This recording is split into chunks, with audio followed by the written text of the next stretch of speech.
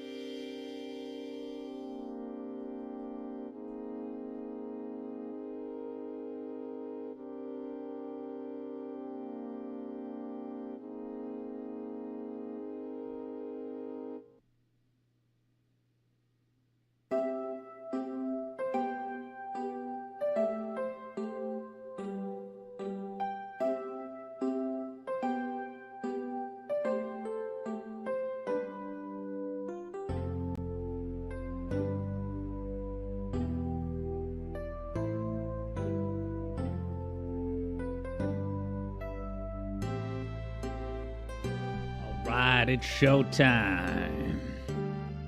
Now, before I forget, JJ asked about the composer of that phenomenal Nuclear Cheetah music. That person has like 2 different aliases, which is never my favorite presentation choice. I hope it's not a cop-out to say, if you just search on YouTube for, Nuclear Cheetah soundtrack, you're going to find the composer's channel with a full playlist of the entire soundtrack. But let me pop on camera and say hello to all you lovely people. Ah, look at this. What a mess. Where's Alex? Where's Alex? We gotta find him. I like Sonic Adventure 2 a lot, but not so much that I want to look at it this up close. Oh my God. Prince Yard showtime, says Keo. Hello. Alright, cool. JJ's gonna find the channel. Ghost of Burbs in the house. We got Prism. I'm gonna say hi to everybody. Once I come on camera, that is. Why is this so big? Oh, my cam's not on. That explains all. Hey, what's up? Wow, did you see I clicked into place? As if I was temporarily flickering in a different dimension. Oh, I look terrible, don't I? It's probably because I don't have a light on. Here we go, baby. We got Funny Frog, Superman, Super Rayman. Prism was feeling the Terraria mod vibes. Stanley Severance 64 is doing good. And yeah, Prism is excited for Chao. This is going to be cool to do some Chao stuff. And hello, Javid. Let me just turn on the light so I'm not a flickering. Don't I kind of look like the music video for Mario movie recycled? I'll be gone soon to boo-poo. Yeah, that's the perfect song for the Mario movie. All right. What's it called? Eblo saw a good channel last week, but forgot the name. That's a shame you forgot, because I'm always in the market for new channels, such as a guy that did a music theory analysis of Shadow the Hedgehog. Dude, and this is the year of Shadow. All right, let me get going with the game before I say more words. SA2. Let's do this. That yellow. Sorry, the white box at the bottom.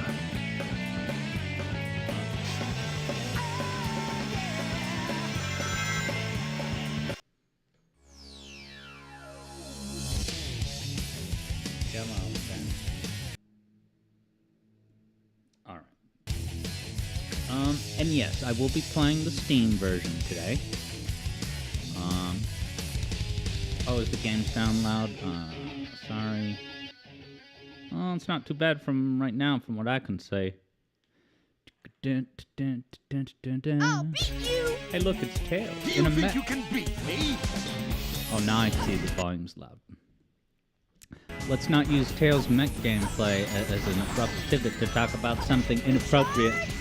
Inside joke, I'm sorry. If you know, you know. Try not to flood the airwaves with inside jokes. On guard, Tails. How's this? All I'll say is that if you hang out on our service, you get the inside joke. Alright, so I have really not, so this is really exciting. I have never really done much Chao stuff at all in my whole life. The most that I ever did was accidentally go to the Chao Garden with Robotnik, run around as Robotnik, and be amused by Robotnik's running. So I guess I'll just use the file that has the most stuff. So I have to wonder, because I've never done any Chao stuff, I gotta wonder if I'm gonna have a whole bunch of resources that I haven't used for Chao-related activities. So should I be doing I should be doing stage select, right? Dude, Ultra didn't even know that there's more than 3 save files. Stage select.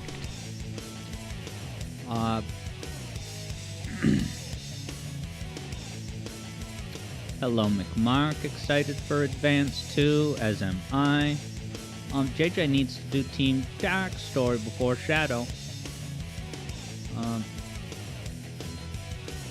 Okay, Ultra says, top left corner is Chao World.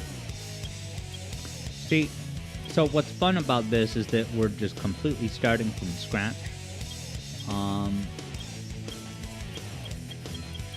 Like, I thought the only way I can get there is by... Is it Sonic Hero style? You have to beat the level with the key and don't lose the key? It's a key, isn't it? Like, if I play the first level...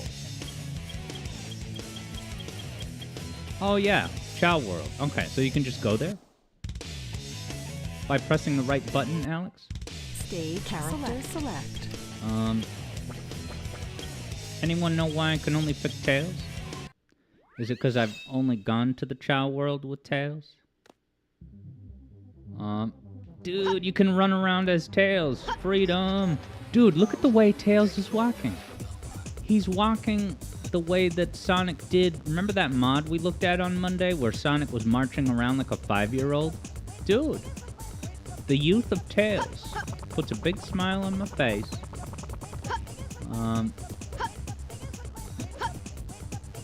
Okay, Prism was saying that the more emblems I get, the better. Like, that's the better file to use. Look at this. Guys, the beginning of our 10-year journey of raising Chao. I'm so glad you're all here on the ground floor. Dude, I just kind of want to vibe with these flying controls for the next 40 minutes. I'm just kidding, man. Did I see one Chao in here? Oh, no, there's eggs. So can I can definitely pick up the eggs, right? I think I saw that in Sabershell's video. Do I have to put it under a rooster? Departure machine. Where are we going? Goodbye and quit. Well, those sound like the same thing. Is that when you, like, you know, release a Chao into the wild, say, all right, I've raised you, go be an adult independently. JJ has the inside bit. Hang out with us on Discord for the inside bits. Okay, Prism says you have to get the key as a character and beat that level to unlock that character in the Chao world. Alright, Vector confirms. If you click goodbye, it will indeed delete the Chao. Does he get tired? Or does he have infinite flying in this mode? Does it take movement? If he can fly forever, then that is gonna absolutely collapse the canon of the entire Sonic series, where every other game he has, you know, a muscle issue that his muscles don't last long enough to continue flying indefinitely.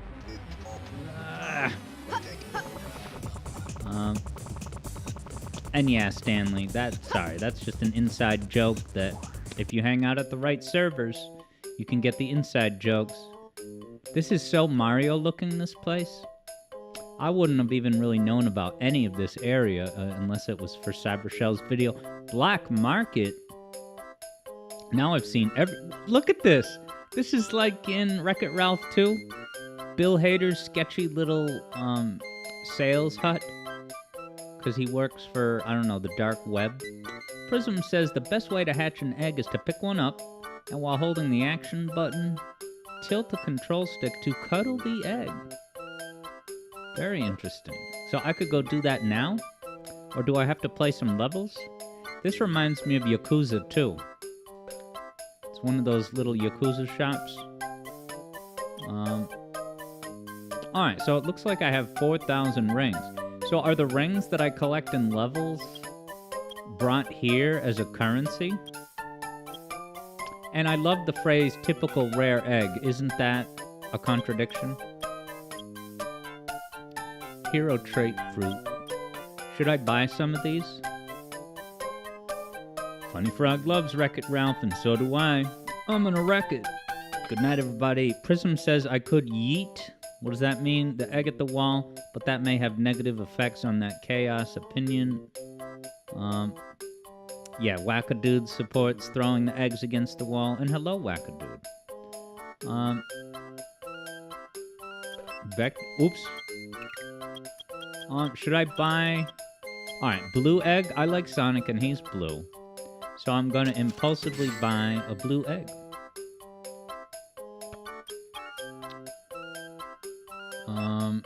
But alright, I believe Prism that I don't need to actually buy anything else at the moment. So, I guess I'll go back and follow those instructions to hatch it. Ah, the principal. Is PC Principal in here? Oops, I didn't even mean to click it. Hey, it's PC Principal. Ah, I love Sonic. You think I remember that detail from Cybershell's video? It's been a while. Pro tips. Raising Chao. I'm not going to look at all this text. I can hold it. Interesting. Okay, so it's... The Chao's stats and personality profile is affected just by the way that I am holding it and moving it while it's still incubating. What a cool game, Sonic Adventure 2. Prism plays a lot of Chao World Extended. Now, what is that? Is that a fan mod expansion? It has more effects and things. Alright, where's my... Okay, so the egg that I bought is here. Let me look at the instructions. If I throw it, is it going to become an evil Chao? Funny Frog is curious, what's my ranking for every SA1 campaign? I would love to answer that. Remind me to answer that in a more low-stakes moment. Pick one up, as Prism had said. Hold the action button. Okay, tilt the control stick to cuddle the egg. Look at this. Is that... What is he saying? Is this a shout out to Yoshi? Look how the egg is like crossing over into Tails' model.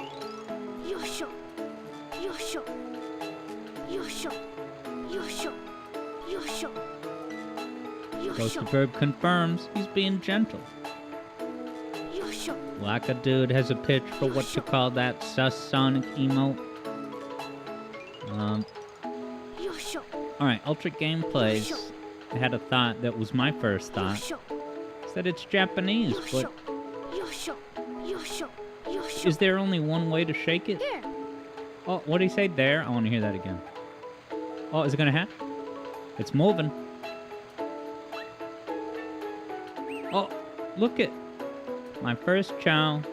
He's got Sonic elements. Dude, the way they crawl. Oh my god, this is amazing. It's dude, this is right out of its birth moment. It's crawling around. Everything will be okay. No wonder people freaking love this. Here. I want to pet him. Here.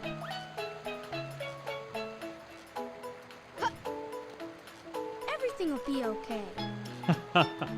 Oh, that is literally exactly what I need to hear right now. And hello, Daryl Jr. Thank you so much for the kind words about 25% of Sonic 3. It's one of my best things I've ever made, in my opinion, and I'm glad you enjoyed it. And welcome to the stream. Ghost of Burb is now inclined to check out all your Chao on your Dreamcast. Yeah, does it have, you know, an internal clock? Everything will You be know, okay. like Animal Crossing, you come back 10 years later and you see the effects of not showing up for 10 years. Huh. Everything will be okay. Everything will be okay. I want to pick them up. What do you got? How come sometimes I can't pick them up? What the? Oh, it has the hat and time button? That was just a camera glitch. You know the hat and time button that makes the camera do exactly that? Stanley64 knows.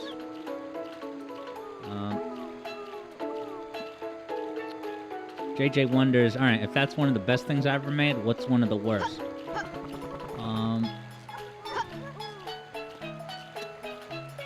The Undyne music theory video. Dude, I'm just kidding. I had to pierce the tension somehow. That's a bit. All my worst things were done 10 years ago. Now, Wackadoodle Knuckles says we have a Sonic Blue Chao and a Silver Chao.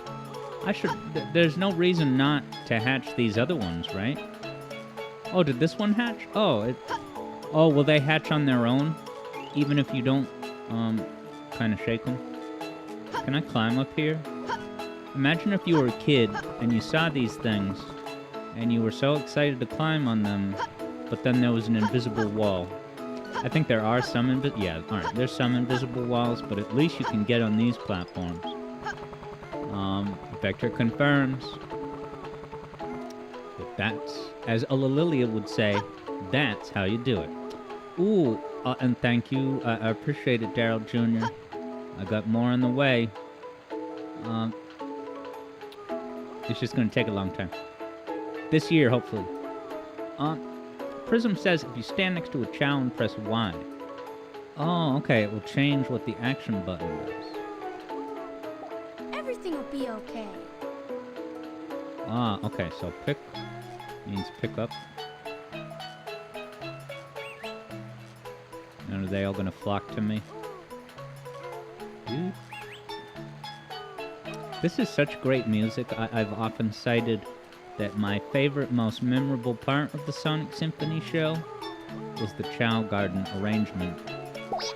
Oh, did I just kick a fella? I'm sorry. Can I console it now? Everything will be okay. Alright. Like it never happened. Now, Funny Frog is curious, what am I going to name the Chao? Everything will be okay. Now, do I have to go to one of those rooms? Okay. Everything will be okay. Yeah, do I have to bring it to the building? And hello, you only Luke once. I hope you're using your one Luke properly. What's up? You're saying depending on the version, you can clip out of the map pretty easily? Oh yeah, that waterfall area with the stylized waterfall that rich people might have.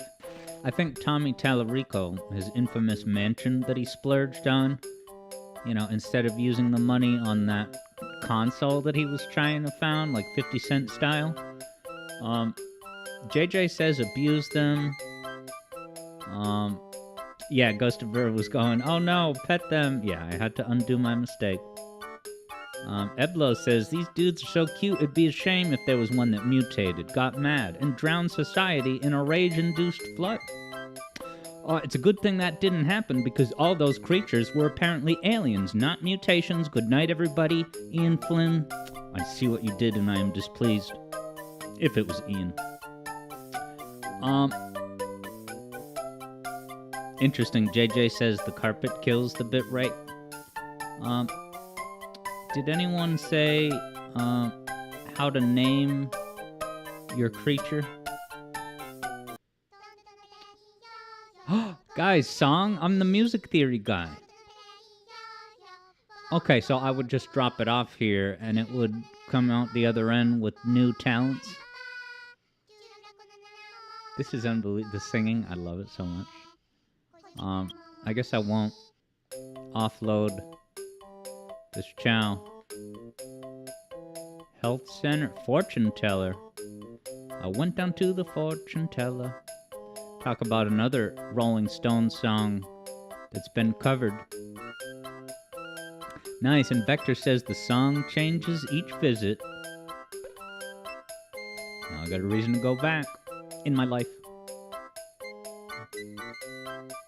Okay, it's just for the name.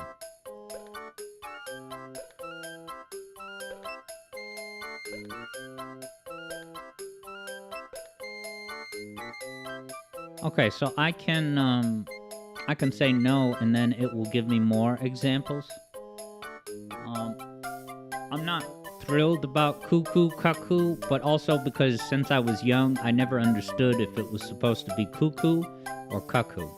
Right? Everyone says cuckoo clock, but yeah, because of that ambiguous pronunciation zeitgeist? I'm gonna say no. Really? What do you mean, really? Really, yes. Yes, I want a different name. Look into your crystal ball more.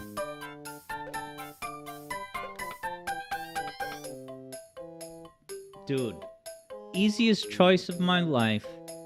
Let me introduce you, everyone, to Casino the Chao. I'm so happy. Prism says cucky, Vector says appropriate. Right, this confirms that Sega is okay with money and gambling as long as they are in charge of drafting. They don't want anyone else coming up with money cash casino content. My theory is further extended. So I could name more Chao right now, but I don't need to do it now. Like, I can still start doing stuff with them.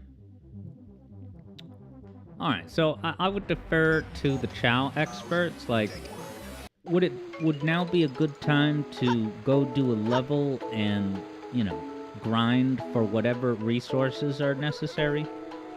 Casino, I'm so happy.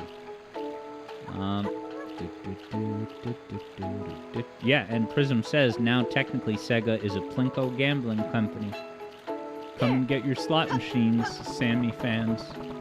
Sammy Classic Sonic fan. It was a shout out to Sega Sammy. Alright, Vector says, yeah, it's probably time to go, but I should feed them. Is feeding them as simple as that? Looks like he's getting a full dose of nutrition. I'm a good parent. Everything will be okay. Petting them interrupts their snack? Will it continue the snack, or do I have to give it back? Alright, I gotta give it back. Come get your food. Yet unnamed Chao. Ooh, and the stamina is going up. Oh, it tossed away the pork rind. Whatever the word is, pork, not pork. Okay, Prism says the other Chao are shivering. They need some rub. How can you see them shivering? Everything will be okay. I just told them everything's gonna be okay, so that should prevent any shivering for the next 20 seconds. Here.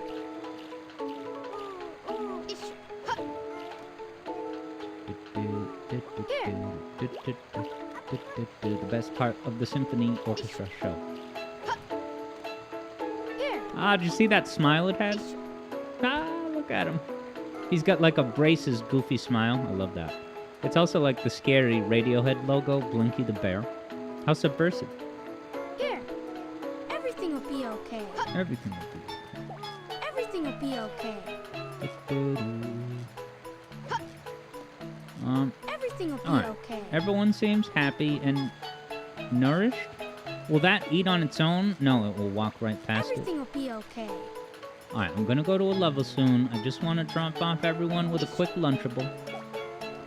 Did you guys Everything eat will be Lunchables okay. when you were young? A, were Lunchables like, oh, I love these, they're delicious. And B, how old were you when you crossed the threshold into realizing that, for an adult taste palate, for most people, they're kind of disgusting. But, they were so amazing to me growing up. Everything will be Oops. okay. I gotta give him his... What's this called? Persimmon? I don't even know what it is. Stanley says Gerard the Completionist is in the Stanley Parable. Did he do a little voice acting? And did they patch it out after the Completionist got caught cheating at Persona 5? I'm just kidding, that's not what he got caught for. Okay, Vector says Chao won't eat on their own unless they're starving. Yeah, Prism has some forecasts about how to get a dark-type Chao. Alright, you only loop once, still regards Lunchables as the GOAT, so hey, respect. If anything, I'm jealous. I wish I still enjoyed them. But when I think about those little cubes of ham, I start to look at the sunset with a million-yard stare. Prism says Dreamcast version, the foods are called nuts. But in the other version, they change them to fruits. Alright, Super Rayman still has Lunchables. Alright, guys. I wish I still had Lunchables in my taste palette. But to be fair, which Lunchables? Is it those ham and cheese cracker sandwiches?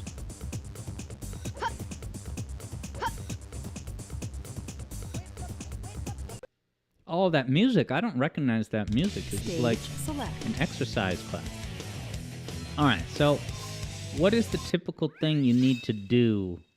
Should I be searching for animals scattered around? Because that's a thing, right? There's these little sonic colored little vials. They look like little test tube vials almost. Follow the rainbow. Alright, Super Rayman has the pizza Lunchables and the various crackers. Moving ahead. Oops. Now, do I have to fight enemies? Is that a source of animals? Because it's like Sonic 1. You defeat an enemy.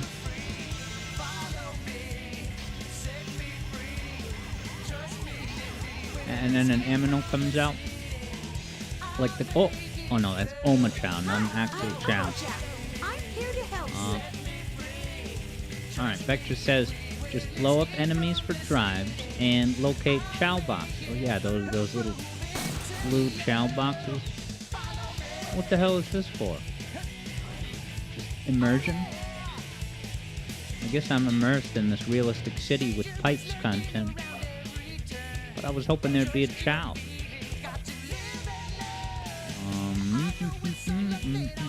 Super Rayman agrees to get Chaos Drives from destroyed robots, such as that one. Ah, there's one of those pandemic vials. I say pandemic, that's a wire. On the wire, they come up with all these creative nicknames for the drugs that they're selling illegally on the streets. And whatever the name of the current strain of drug, they shout it, you know, pandemic, pandemic, come get your pandemic. Another one is WMDs. WMDs. Trust me, and we will escape from the city. He'll make it through. More immersion? A tire? So why is there just a lone tire here?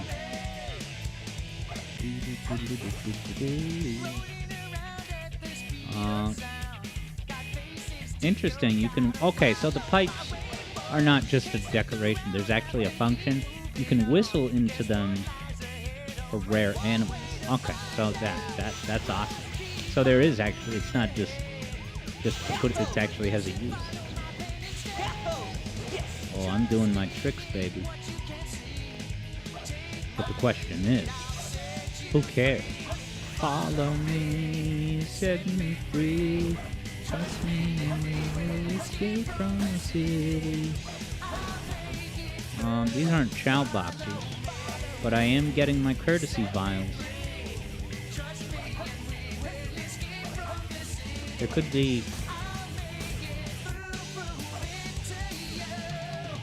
be something in there, but there wasn't.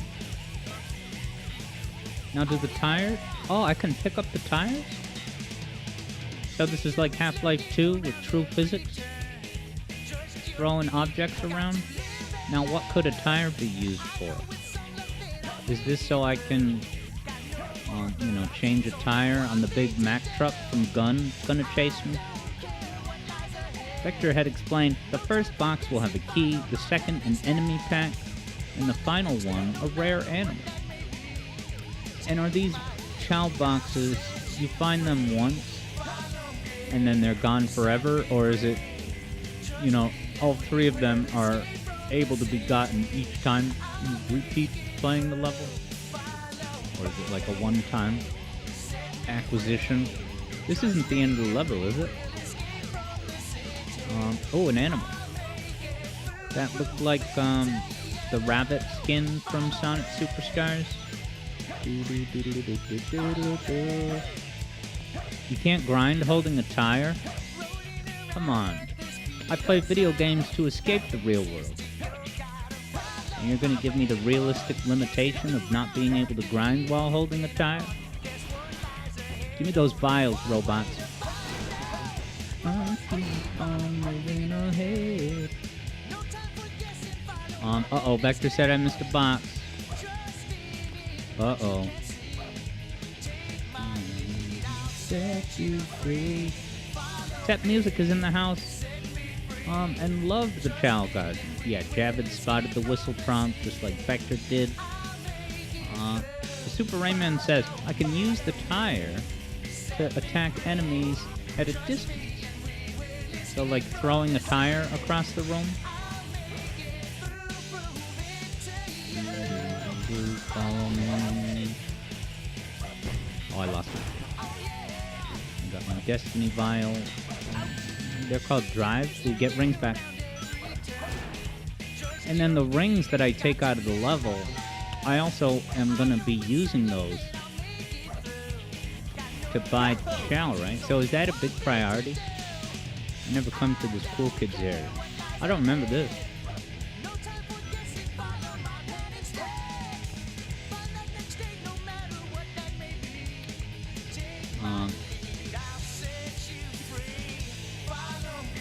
Nice. Funny Frog wasn't one of those kids that brought in Lunchables, but rather PB&J sandwich.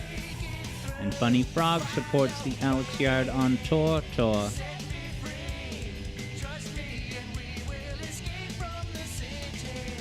It's not a Chao box, right? It's just a recycle bin. Follow me. Oh yeah. Vector Sater has good pro tips for commenters and gamers alike. Love this bounce move throughout the series. Ooh, I never came down here in my life, I don't think. There better be good content.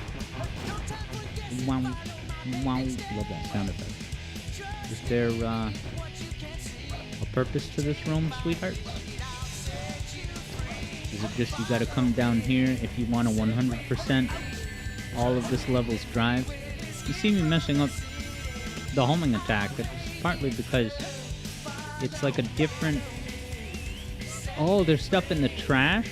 Now that's an Earthbound trope, isn't it? But yeah, as Vector perfectly said, yeah, it's good to have quick targeted chats. My eyes are much more likely to skip over a thing that's 8 lines simply because in order to read it, the stream would have to come to a halt. Okay, the magic hand. As Bam Quazam Vector and Super Rayman have said, magic hand. Now, did I miss my opportunity to homing attack all of these guys?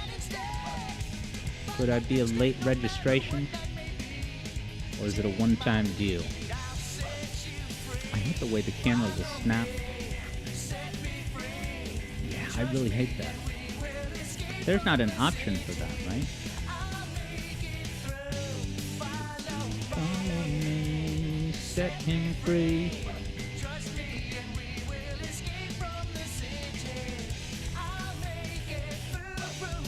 Ooh, does that burn me up? Alright, leap of faith, ready? Damn it. Now, do I lose much? Let's see if I have all the vials. Alright, I still got all the vials.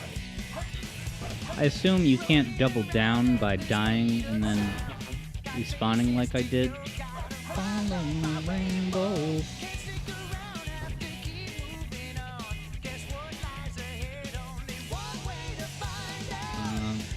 Alright, Prism's got recommendations for Chao tubers. Yeah, I guess I'm not really in the market to like read up on Chao. I just kind of want to organically explore this with all of you. Yeah.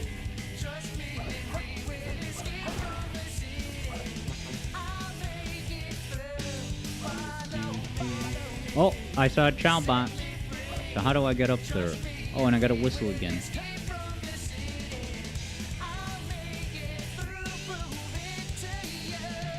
So did I guess I keep the item that I got. It's just I can't farm it again. That's fair enough. Does I get up there? Does I? How can a hedgehog get all the way up there?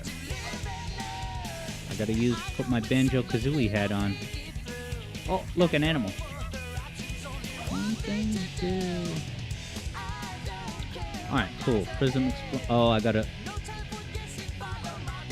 Okay, what I need to do is successfully use the bars. Set you free. Will it put me on the bar automatically if I don't press crap? No.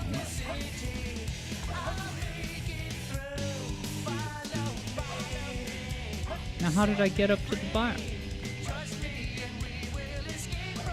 This isn't Sonic Movie 2, so I shouldn't have bar problems.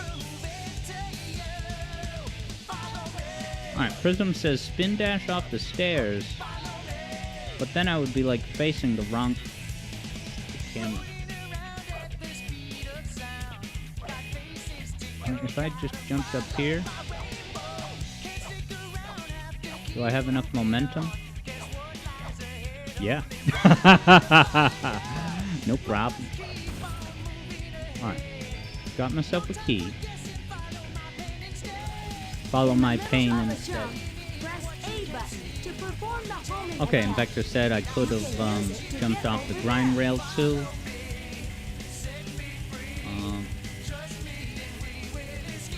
Yeah, and that it's not momentum based. It's just you gotta hit the button when it's in the red.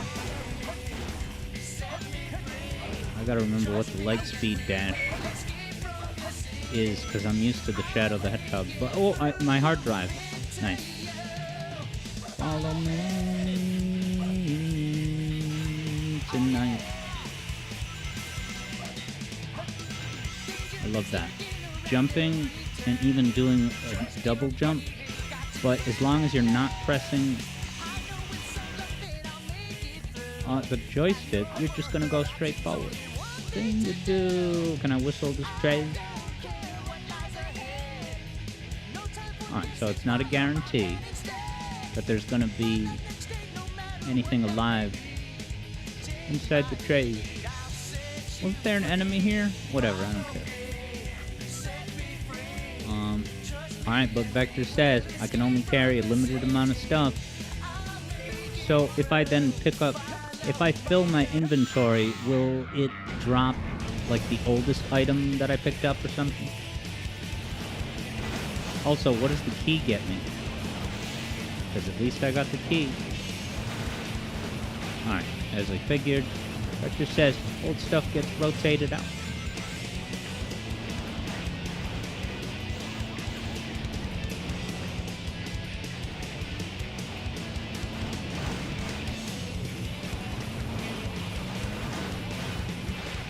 Doesn't this remind you of Sonic Heroes? Yes! There's 2 rocks now. Alright, Super Rayman says the key... Barely made it. Right, takes you to the Chao Garden. So, is the key in itself kind of useless for... Is the key kind of useless when I'm playing in this, individual level mode? But now I should be able to use Sonic at the Chao... Oh, look at this. He's distributing the hard drives. So now, I got these animals. Oh, I got the drive. So do I have to give... Oh, I gave it. I gave it. Is this casino? Don't worry, buddy. That's not casino. Where are you, my sweetheart? Casino. Doo-doo, doo-doo, doo-doo. Here's casino. So let's give casino a drive. I don't even know what the different colored drives do. Why is he confused? Is it counterproductive to give the same right? I'm pretty invested in casino. Alright, his power's going up. And then how about the animals? What? Oh, wow, just like that, Casino is rabbitized. Don't worry, buddy. So can you only give a Chao one animal, and then now it's gonna have rabbit elements forever? Because if so, that I'm cool. I just want to know. Prism has wall-throwing Chao on the mind. Stanley's got a Banjo-Kazooie plug. Eblo figures the driver of the big gun truck faced consequences for the civilians that were carelessly slaughtered.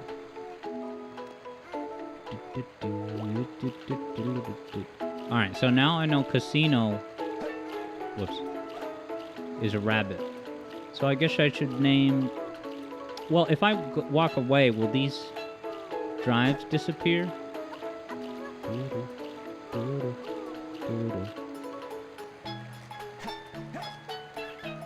Don't worry, buddy. Alright, stats go up. Don't worry, buddy. I love his voice, don't worry, buddy.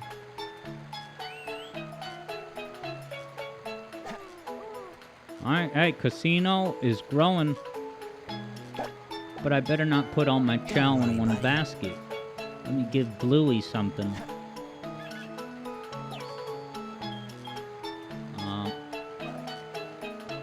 Alright, Vector says I in fact could have given Casino the St. Louis Ram. Is this Chao? Oh, no, it's backwards. Hello. I guess I should just give out the drives willy-nilly to my protege Chao. I want to kill the blue guy, and then we'll go give the blue guy a name. It's time. Hey.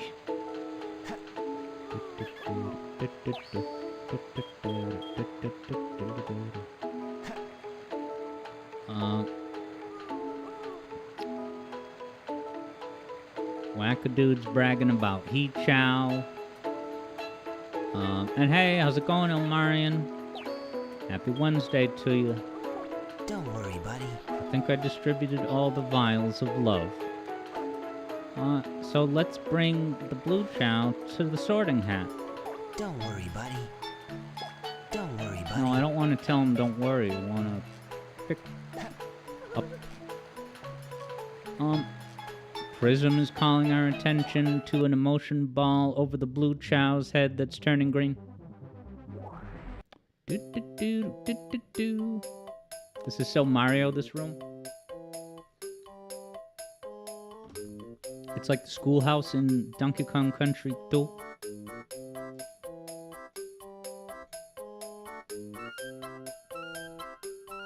Elmarian's vibing with the hypnotic music with an incomplete beat, it feels like.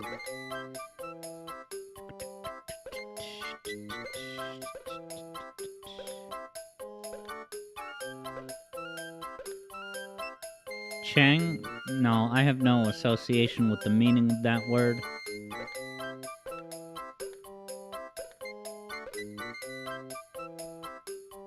Dude, I'm getting the best names today. All I gotta do is try a second time. Meet Cash. Get it? He's blue, so he's Cash. There's no connection. Sue me. Everyone meet Cash. Cash Money Chao. Money, cash, casinos.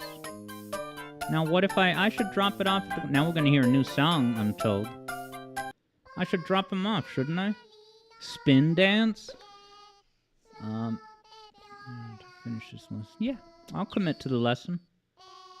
Your Chao's in class. Come back later. Hopefully that doesn't backfire. Try not to spam the chat with duplicate emotes.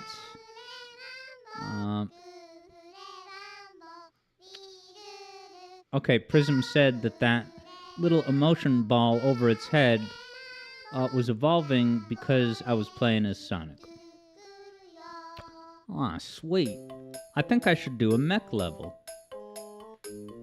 I'm in the mood for a mech level. Indeed, as Elmarian says, this is Sonic's Tamagotchi. Or Tamaguchi, as everyone incorrectly pronounced it when it was just hitting the mainstream. Wow, my Chao can climb up these inviting platforms? That's casino right here. Oh, he doesn't look happy. He needs some rub. Pet. Don't worry, buddy. Don't worry, buddy. That's my guy. He'll be fine emotionally. How's everyone else doing? He looks like a pig in poop in a good way. Don't worry, buddy. My man. Alright. Cash is taking the spin lesson. So let's mech. JJ remarking on what a concept it is. Yeah, McMark, no chat dysfunction that I'm witnessing. Elmarian says, you little... Dude, we gotta get Eggman up in this pace. I'll play as Eggman in a mech level. And then I can run around as Eggman. Ghost Burb's back in the house. Just in time for Ivo. I wonder what his first level is. I'll just do the one that's the most to the left. Probably this. I wonder what does... Oh yeah, and sorry, Funny Frog. I would absolutely feel that thing about... how would I rank the SA1 campaigns? I would totally do that during Sonic Advance 2, because that's a game I've played a million times. Whereas this is like... You know... fresh, never before Alex stream content.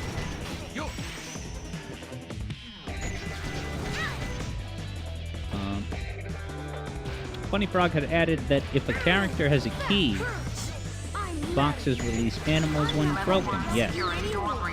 Inspector Sater was speaking about that earlier. The door is locked in 4 places. And because I'm playing on an because I'm playing on an existing file. Use the Vulcan cannon to destroy wooden containers. Damn it. I have all the moves. So these earlier levels, I would think they're slightly easier than they normally would be. Right, because I can hover and such.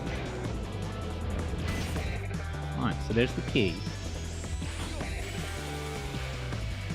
I'm the Eggman. It's who I am. Is that what that song... Is that from Sonic Adventure 2? I am the Eggman. I am the walrus. Cuckoo, cuckoo, Ivo, Agent Stone. Interesting. Prism says that these mech levels have the most enemies and the most chaos drives. And you're saying drives are better for raising the single stat of a Chao. You know, compared to using animals. Someday I will master these mechanics.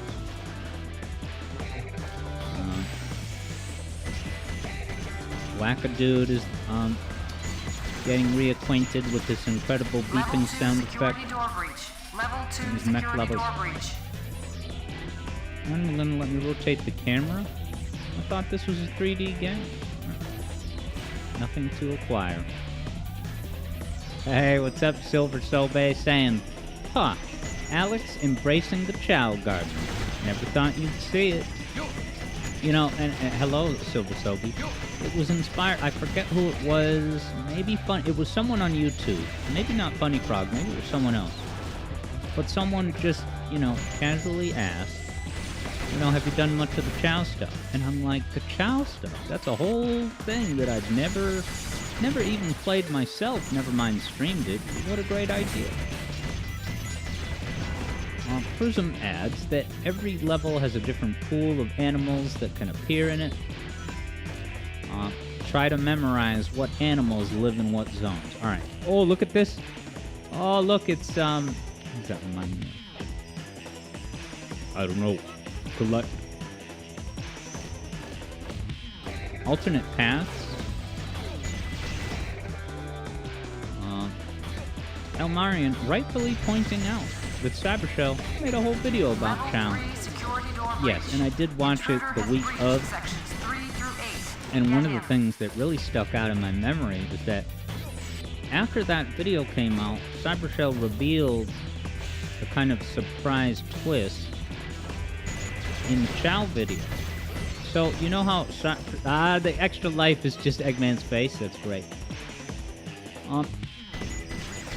You know how Cybershell did his surprise, you know, it was like 9 or 10 days. Epic comeback with an upload every day for 10 days.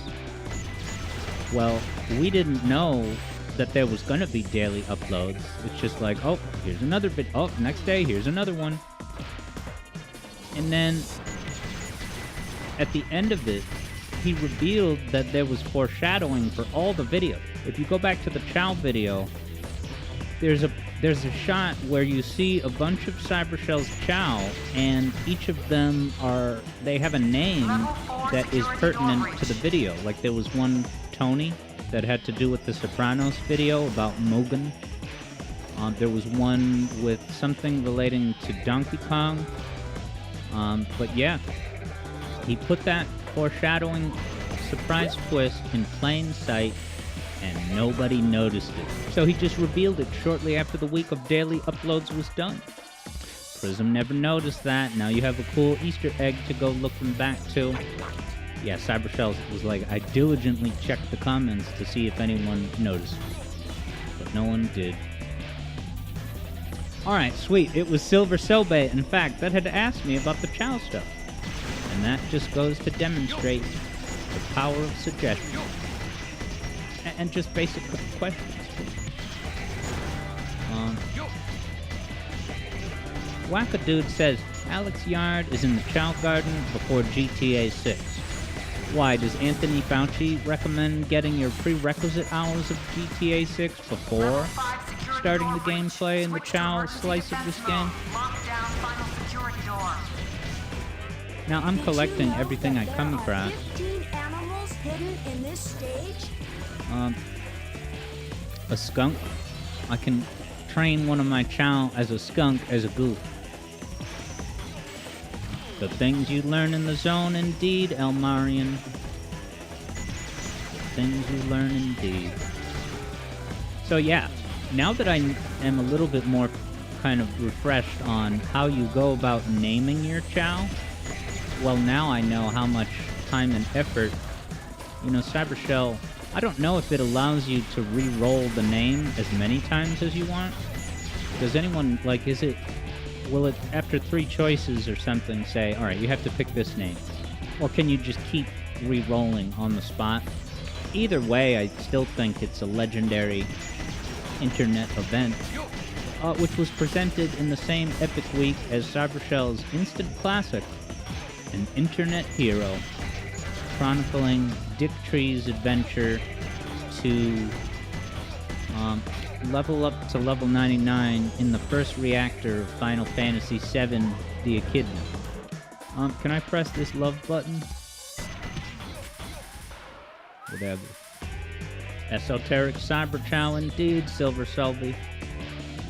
Oh, okay. Alright. Prism says that if you keep telling the fortune teller, it lets you customize the name. Alright, so that's very necessary context. So although it wasn't the that I just said, it's still an epic foreshadowing, even though it didn't take what I assume to be a lot of tedious devotion. Because I would say, like, Tony,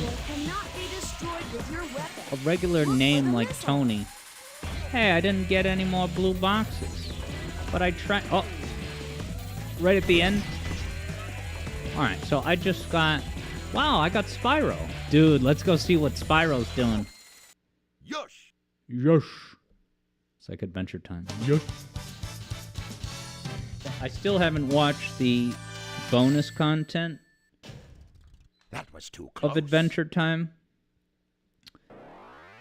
You know, the kind of stuff that they did on HBO Max. Have any of you guys watched it?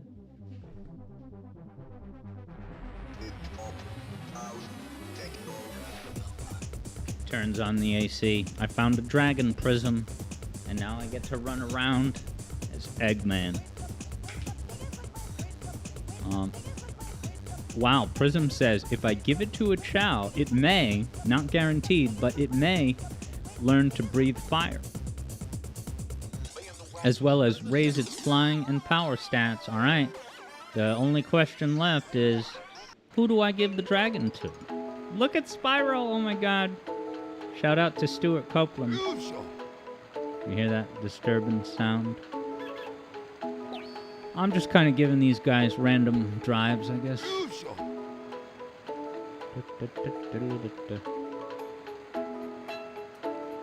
Alright, it lets me rotate the camera here with L and R. Why can't I do that in levels? Alright, I don't want to give it to Casino. Why don't I give it to Cash, since dragons love treasure? Oh, I can't give it to... Cash is busy. Cash is in class. Let me... I'm gonna go buy a new egg.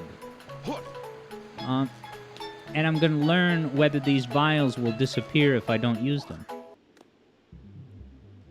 Elmarian's vibing with that techno beat, ready to dance with Jim Carrey.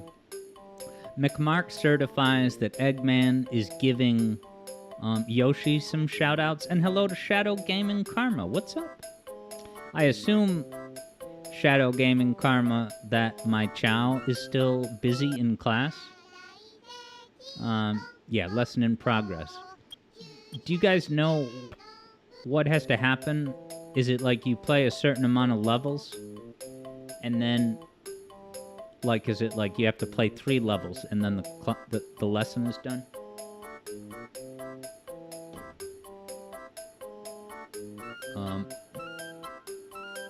Oh, I gotta go to Bill Hader's sketchy little corner mart. Shopping.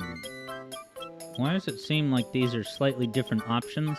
Cardboard box, Metal Gear Solid, 2,000 rings. Worn out pen. What are these for? Mario shout out, mushroom. They changed it to green as a protest.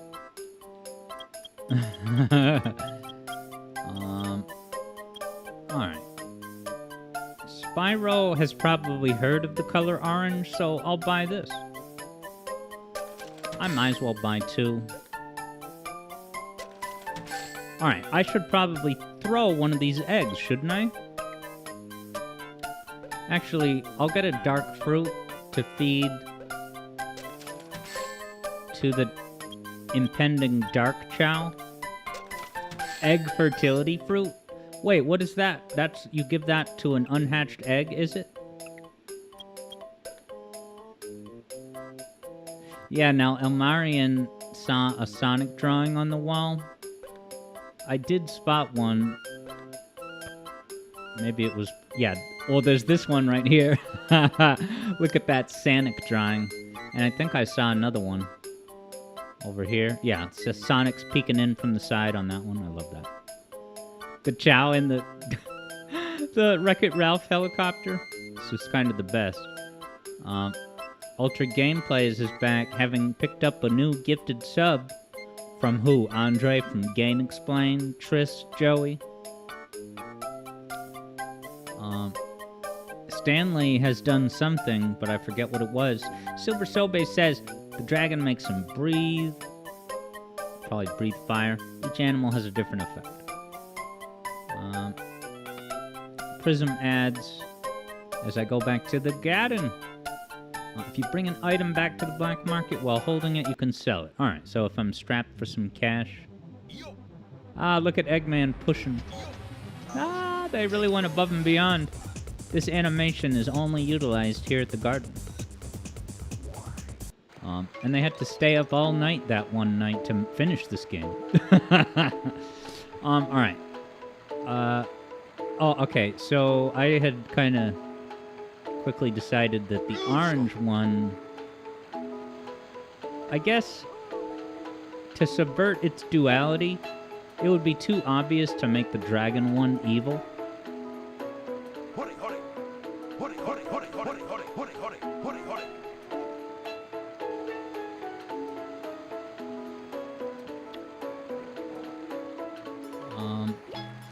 Ghostaburb spotted Supersonic. Is that one of the drawings on the wall? Ultra Gameplay's ultimate verdict about Eggman is that he's so goofy. Oh, alright. Alright. The dawn of a new era. So, is it... Should I be... Any given Chao, should I be giving it animals or drives? In other words, is it bad to give them both? Is that kind of a waste? Yeah, as Kyo is saying, I also had no idea how much Japanese voice clips there was in this. And it's pretty great. I wonder if that was, you know, a time constraint concession.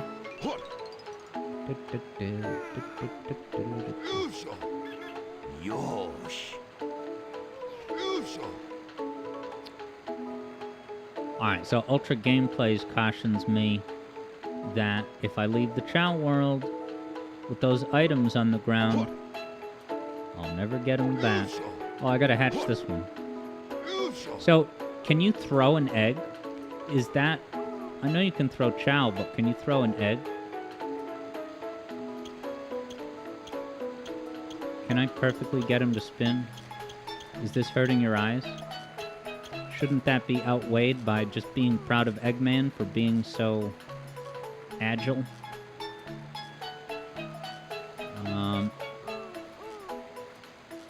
Okay, Javid Interesting says, you believe the animals give more stats than normal, but also subtract some. McMark will be back. Alright, let's just see what happens if I throw the egg. It worked! Wow, that just truly validates all of Eggman's, you know, nasty treatment of all living beings throughout his life. All's well that ends, Chao.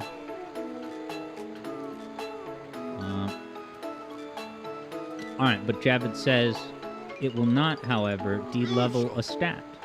So not to worry. Oh, did I just give it the mystical fruit? Let's just juice his stats. Let's see what stats he gets. And then I'll go give him a name. Dude, I'm 2 for 2 with incredible money-based names. Come on. Whoops. Pet him.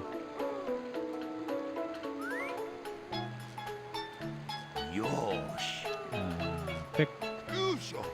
Why won't it consume the drive? Oh, there we go. Okay, so I have to wait and let it take the drive from me. We've got our orange buddy. Okay, so I'd said the orange one will be the dragon. I'm just kind of giving out these snacks. Now these stats, I wonder if they depreciate, or will they stay on staff? This guy, another one. Alright, where's the dragon? Here's Spyro. And I said, is it the green one? Pete's dragon?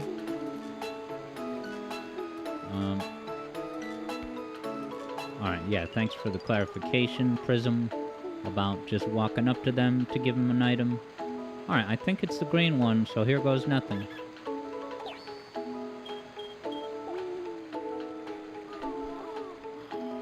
Alright, so now in an instant, it has dragon wings. Wow.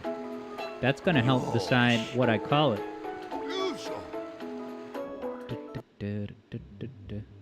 Oh, Silver Selby said throw it. So should I throw the dragon? If so, too late, I'm gonna throw it.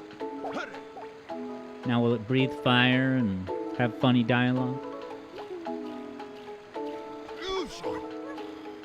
Yoshi. I love the kneeling down to pet him. Yoshi.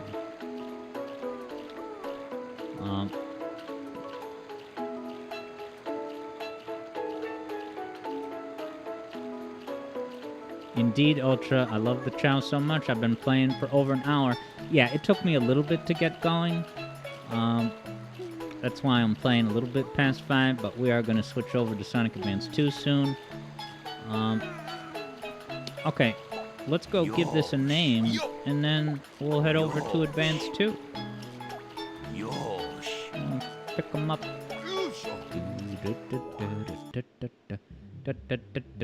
Ultra gameplays. Oh, no, no, no, no, no, no, no.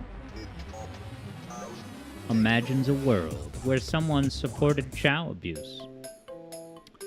But yeah, Silver Soulbeard said there's two other mystic animals, the phoenix and the unicorn. I'm going to have to keep a lookout for the unicorn and the phoenix. Because I enjoyed the movie Harry Potter and the Order of that Phoenix. Yeah, Keo says, we head over to the Advance 2 Chao Garden. Chow chow all around, but not a single chow to throw.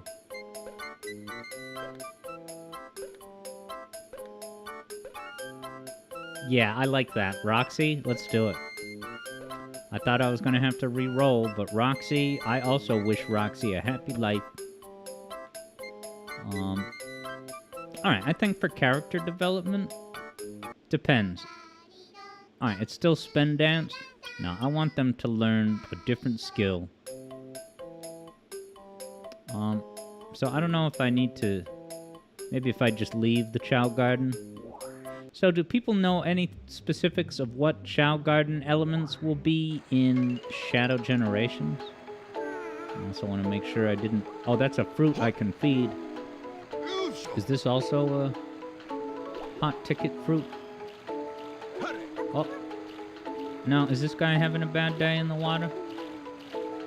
Attack? That's not what I wanted. Now he's gonna have nightmares.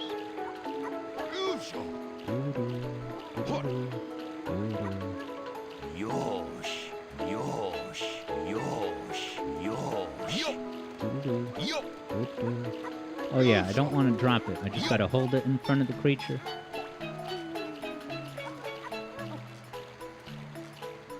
So does he eat it and it disappears, or... Oh, it's getting smaller. Is the stamina going down? What the hell? Now I assume I can't give this to anyone else. Is this guy okay? Napping. Get your R&R.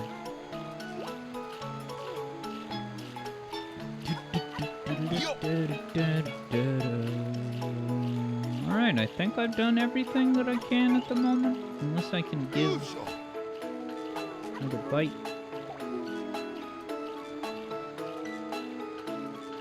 Ah, he looked at the camera.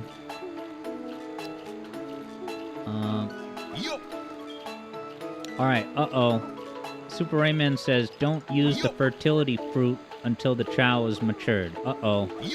Are they going to prematurely grow secondary sex characteristics, like a deeper voice or arm hair?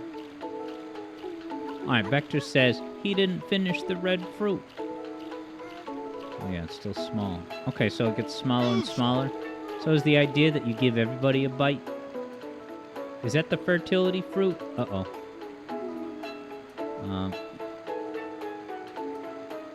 Now, Prism, try not to do the longer paragraphs, because I wouldn't be able to read them.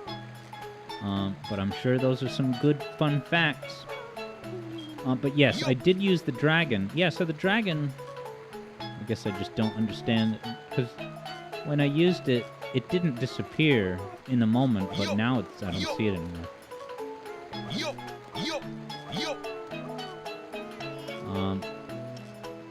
Okay, so Vector says, alright, you just keep feeding until they eat it all. Sweet man.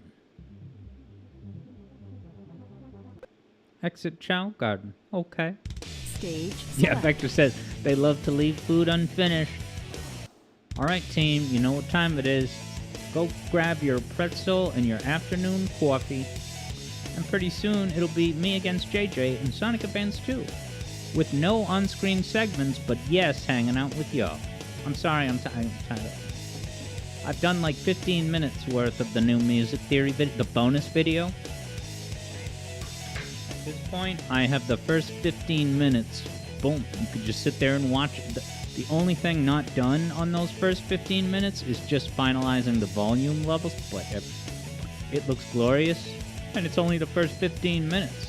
Now, how long is the entire video? I can't talk about that today. But yeah, Prism is holding out hope for a Sonic 4 bonus video. And just the prospect of that has Prism L'ing his AO. Be back soon, everybody, with JJ's feed. Good Sonic Adventure 2 music, including Music Plant, which, thanks to Kyo, we now have Music Plant in the rotation of Sonic Roboblast 2 cart. And True Area 53. Whatever that is that like some kind of true ending thing that I would have to collect all the things with every character? Man, I don't know. See you soon. This. Disregard the timer. Timer's gone.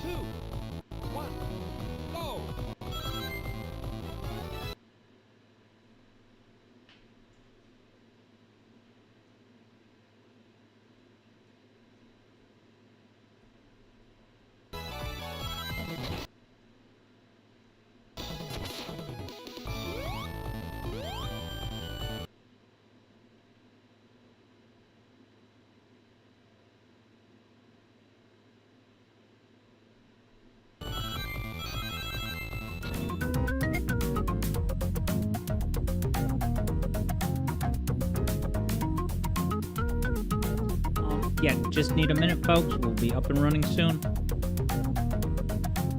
Figured I'd close the window since every time I click out of it, it pauses it, and that's probably giving people a air pressure headache, you know.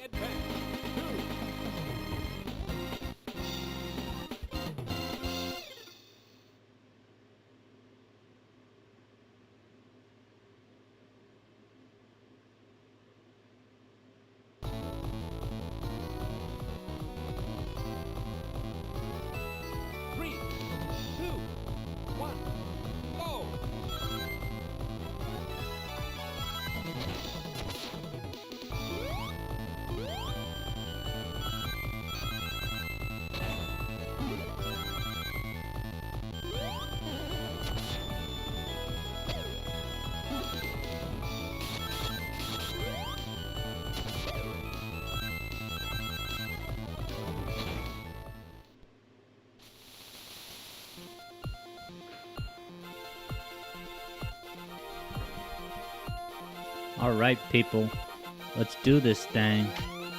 Pop on camera. Get the show started. Sonic Advance 2, such realistic voice graphics. I'm so sorry this keeps getting paused. It's just an issue, not an issue, but just it's a necessary. And whenever I click out of the window, it happens. All I really want to do is move the content to the right a little bit. There we go. All right. So JJ, I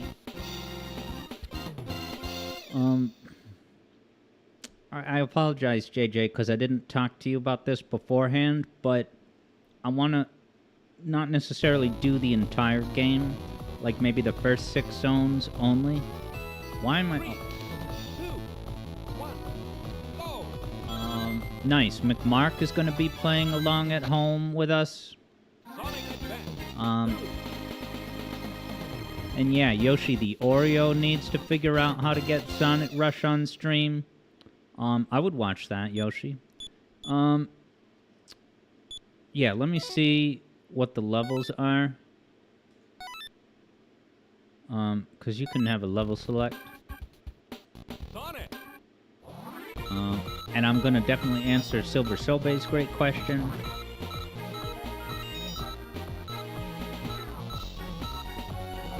Yeah, at least techno bass. What's that, 6? I think 6 is plenty. Is that okay, JJ, having techno bass be the finale? Alright, and let me widen JJ's feed now that I have the pro tip to easily crop. What is it? Control? Nope. Alt. Alt. Hero, Alt. Oh, right. Now, of course, this is going to be a wager. Yeah, so as JJ says, we're going to stop at, well, we are going to finish Techno Base.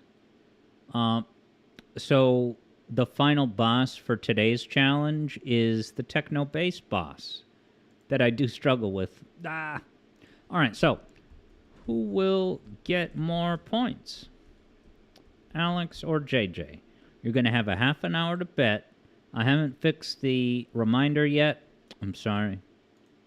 But 30 minutes have begun.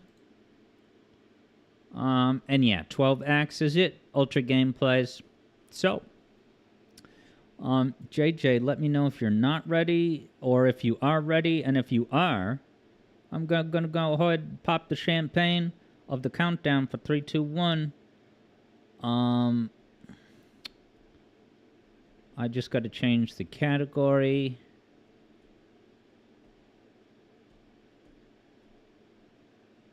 Wow, JJ, breaking from tradition, is actually betting on himself today.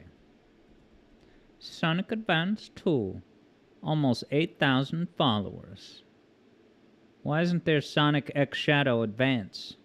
Only Generations. All right. And I got to appear on camera. It's a necessary ingredient. All right. So, I think we're ready to go. So I'll just start at Leaf Forest. And JJ is ready. So since it's points, I don't have to type in chat and will instead say 3, 2, 1. Leaf Forest ignition.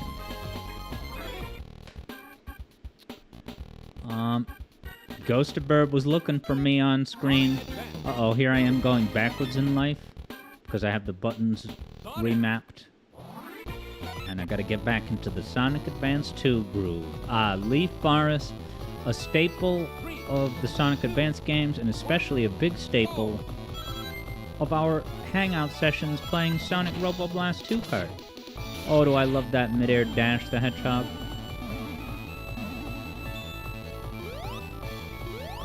Now I gotta... Oh wow, he's got the Sonic Adventure 2 move. Alright, no shields. I'll get rid of the shield. Yoshi the Oreo is ready to go. Ultra Gameplay says I just tricked JJ. What did I mentally dupe him into doing? Remember the classical days when I thought that you got points just for hitting these blue springs? I thought that's what... Uh-oh. You know, at the end of a level it says SP ring bonus. That's actually special ring, not spring, Alex. I thought it was just kind of a... You know, games like these that have limited sprites compared to GTA 6. Like maybe that was just a concession crunch for space. Ooh, I got upstairs, JJ. Did you, man? Almost hit my head on those barrels of monkeys. Ultra Gameplay said start, but then I went back. No, I said start. Yeah, I hit the wrong button, but because it's a points wager, it has no material impact on anything. Oh, and I gotta remember to skid to a halt. That's such a cool mechanic that, you know, it requires you to do it quickly and remember. Oh, I gotta come to a stop. Eblo is amazed that the name of this machine that I'm playing this on is also in the title of the game. A Cybershell Sonic Chevy Amiga. Isn't that awesome? I keep thinking in my head that I have to do Amy's move. But no, I can just jump into fellas. Alright, so Silver Selby had asked before, have I ever tried making original Sonic tracks using a Genesis sound font? No, I have. So I have done composing with Genesis sound fonts. It wasn't really like I was setting out to make a Sonic style song. If anything, the majority of Sega Genesis sound font sounding music that I put together was for Platform Masters. Now, of course, for Platform Masters, the canonical soundtrack of Platform Masters is in MIDI format. And that comes down to, it's as simple as, that's what Nick Olalilia wanted. However, although I am fine with him, choosing MIDI as the final versions in the game, that's not going to stop me from making my own private Genesis sound font versions. And when I've shared my tracks with friends and family or whatever, I show the Genesis versions, not the Olalilian MIDI versions. Now I see that there's already 2.4 points bet on my success. 2.4 thousand K?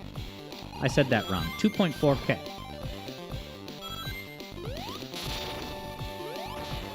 Oh yeah, I gotta remember to use the mid-air dash,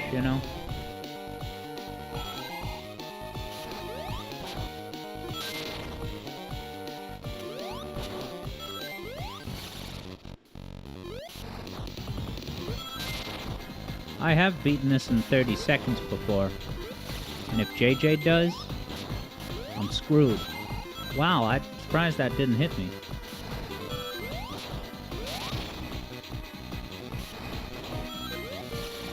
Alright, 42 seconds. Oh, did JJ die? Oh, or maybe he was, Yeah, let me talk about JJ's boss battle to try and psych him out. Because if he beats it in under 30 seconds... Oh, he took a hammer to the face. His quills got smushed. I don't think he can get the 30 seconds. Because that's like 50K. 28, 29, and it's gone. Oh, dude, he got 31 seconds. Alright, Hot Crater. This is one of our fan favorite levels in SR. It's like Sonic Roll Blast 2 cart is now a bigger deal than the actual games. Ghost of Burb wants a Genesis-y intro. Hell yeah, Spinball guitars. Yeah, Yoshi says, wow, Alex went backwards at the start by going back to the menu by accident. But I made it to the boss before JJ. This is what we call based. And speaking of the most based of based homies, it's Third Bruno. What's up? Ooh, and Tep threw down 2,000 points on Just John 43 himself, Assure the Glitch's original developer and current developer, and always developer. There's not been anyone else that's developed. It's just JJ's brainchild. Alright, so Third Bruno can't make it to the Saturday stream. So now, canonically, it will not be Pac-Man World 2. It'll be something else. And actually, I might swap out Cuphead unless Eevee Boy, is there. So, yeah, I always never want to put pressure on people like, tell me definitively if you can make it or not, right? It's good to know, but if there's any doubt, yeah, I'll pull it off the sketch. But I gotta stop getting spiked. Yeah, I think boss expedience is paramount in this game if you want to do good. Aha! Staying on the top route, hitting R. Oh, and then those special rings actually do give you 1,000 points each, right? So, although I'm not actually trying to get to special stages, of course.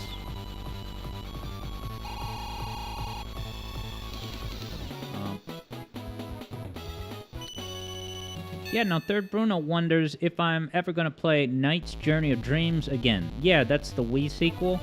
Yeah, I kind of forgot about that. It kind of drifted into the back of my memory, but yeah, I totally would. That would be good for a weekend stream. Oh boy. Gotta get rid of the shield. It's a courtesy for Alex Yard Zone convention.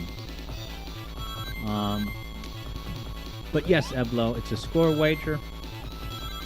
I don't have the thing on screen, but it's kind of like whatever. I guess I could put it there, but I don't know. I used to always do that. I see JJ's warming up for Act 2, but I still got to get rid of the shield. I've just been holding right for the past 20 seconds. no meaningful opportunity to lose my shield. There it goes. I really don't want to lose rings, but I'm glad I didn't get tricked by that little looping spot. What the? I'm scared. I don't want to crash into an enemy. Now, Super Rayman needs to get himself a Retro-Bit Genesis controller. And what is that exactly?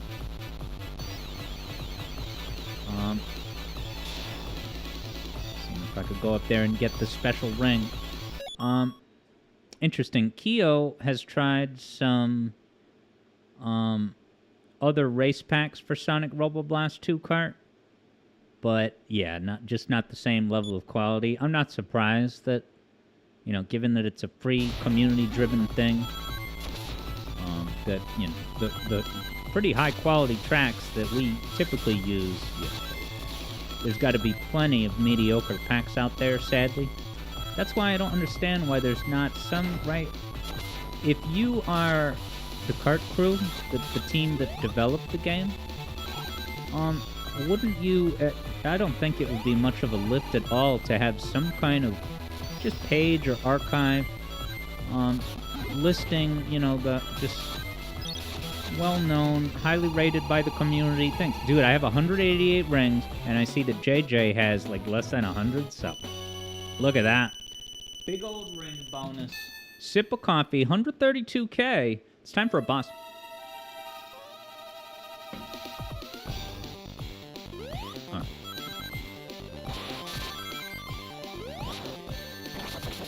Alright, no rings. Off to a dread start.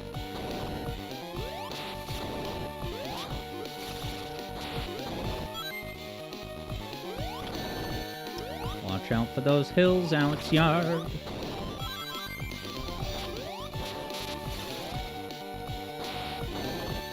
Rings.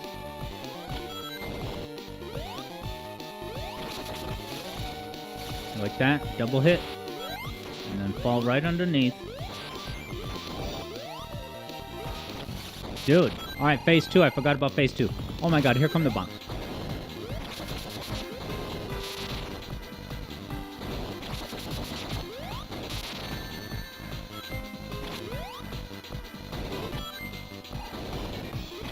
Damn it. Can't jump on those hills, Alex. Damn it.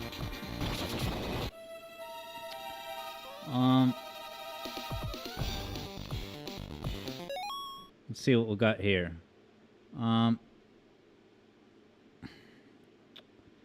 Yeah, nice. Ghosted Burb might be able to join us for kart this weekend. That would be really awesome.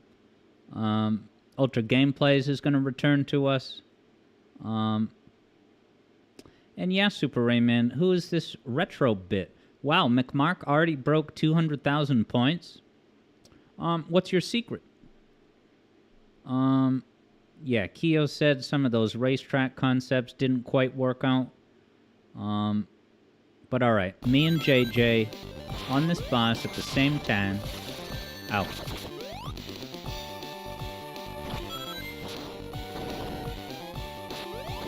Damn it.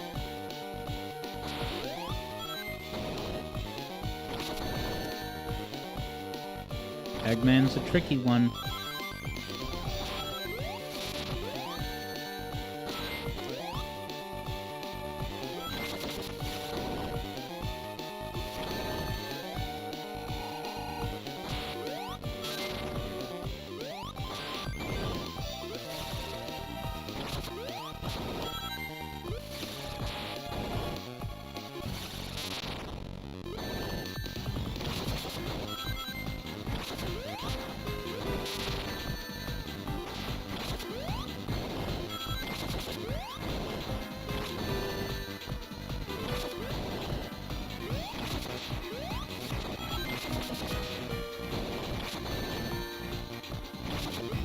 Damn it.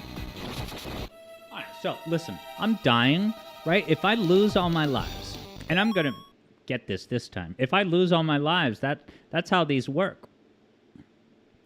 Which is that I would just get cut off however many points I have at that time. Oh boy. Alright, I'm gonna do this so much smarter. I'd love to chain hits again. Damn it, you can't jump on the slopes, Alex. We talked about this.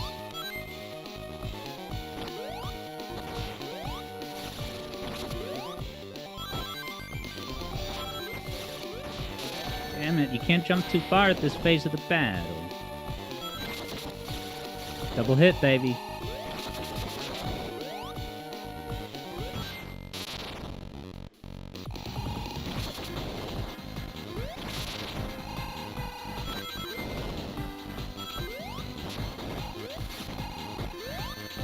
Get my rings back. Dude, it's such a quick window. That, your invincibility frames, I feel like it's quicker in this game. Like the,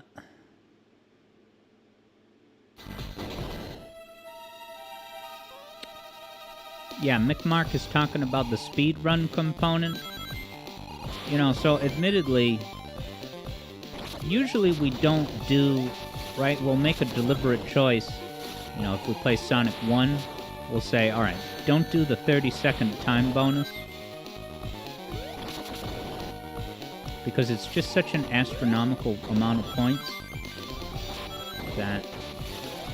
Anyway, I've rambled about that a lot in the past. So I won't re-bore the audience.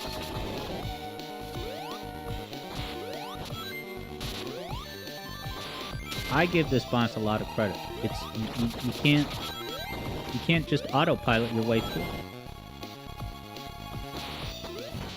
Alright, 3 hits left.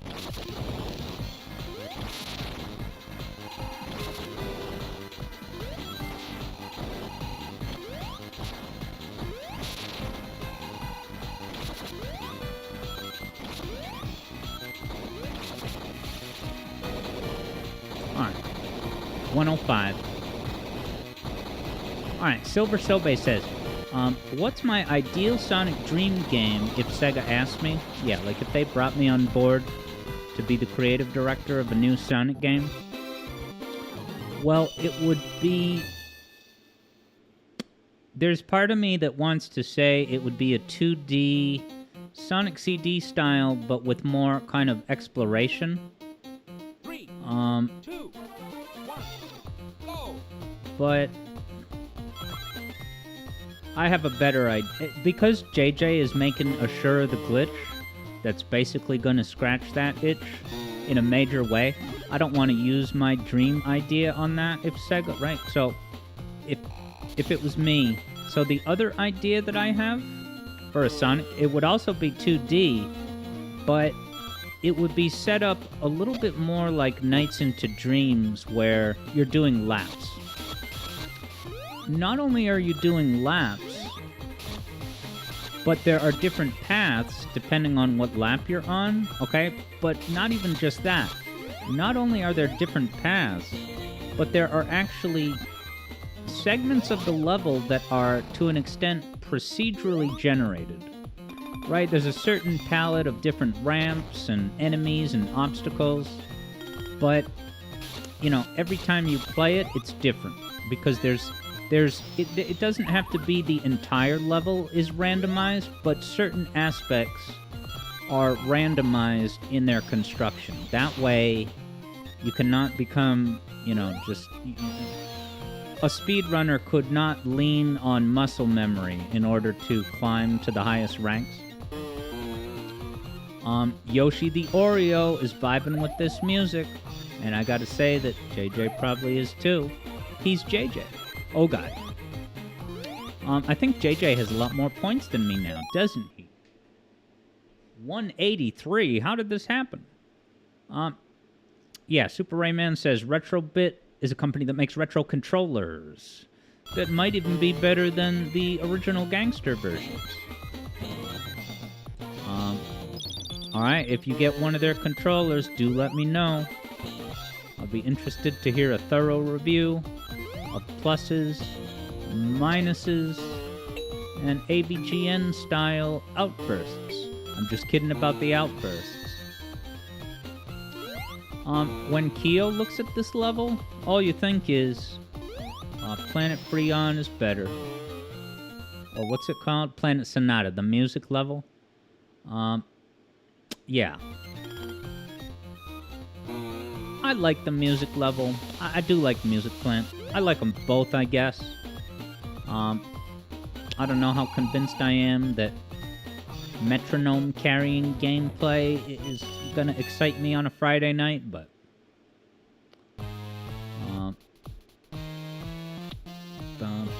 Eevee Boy says try doing the attacks after a jump.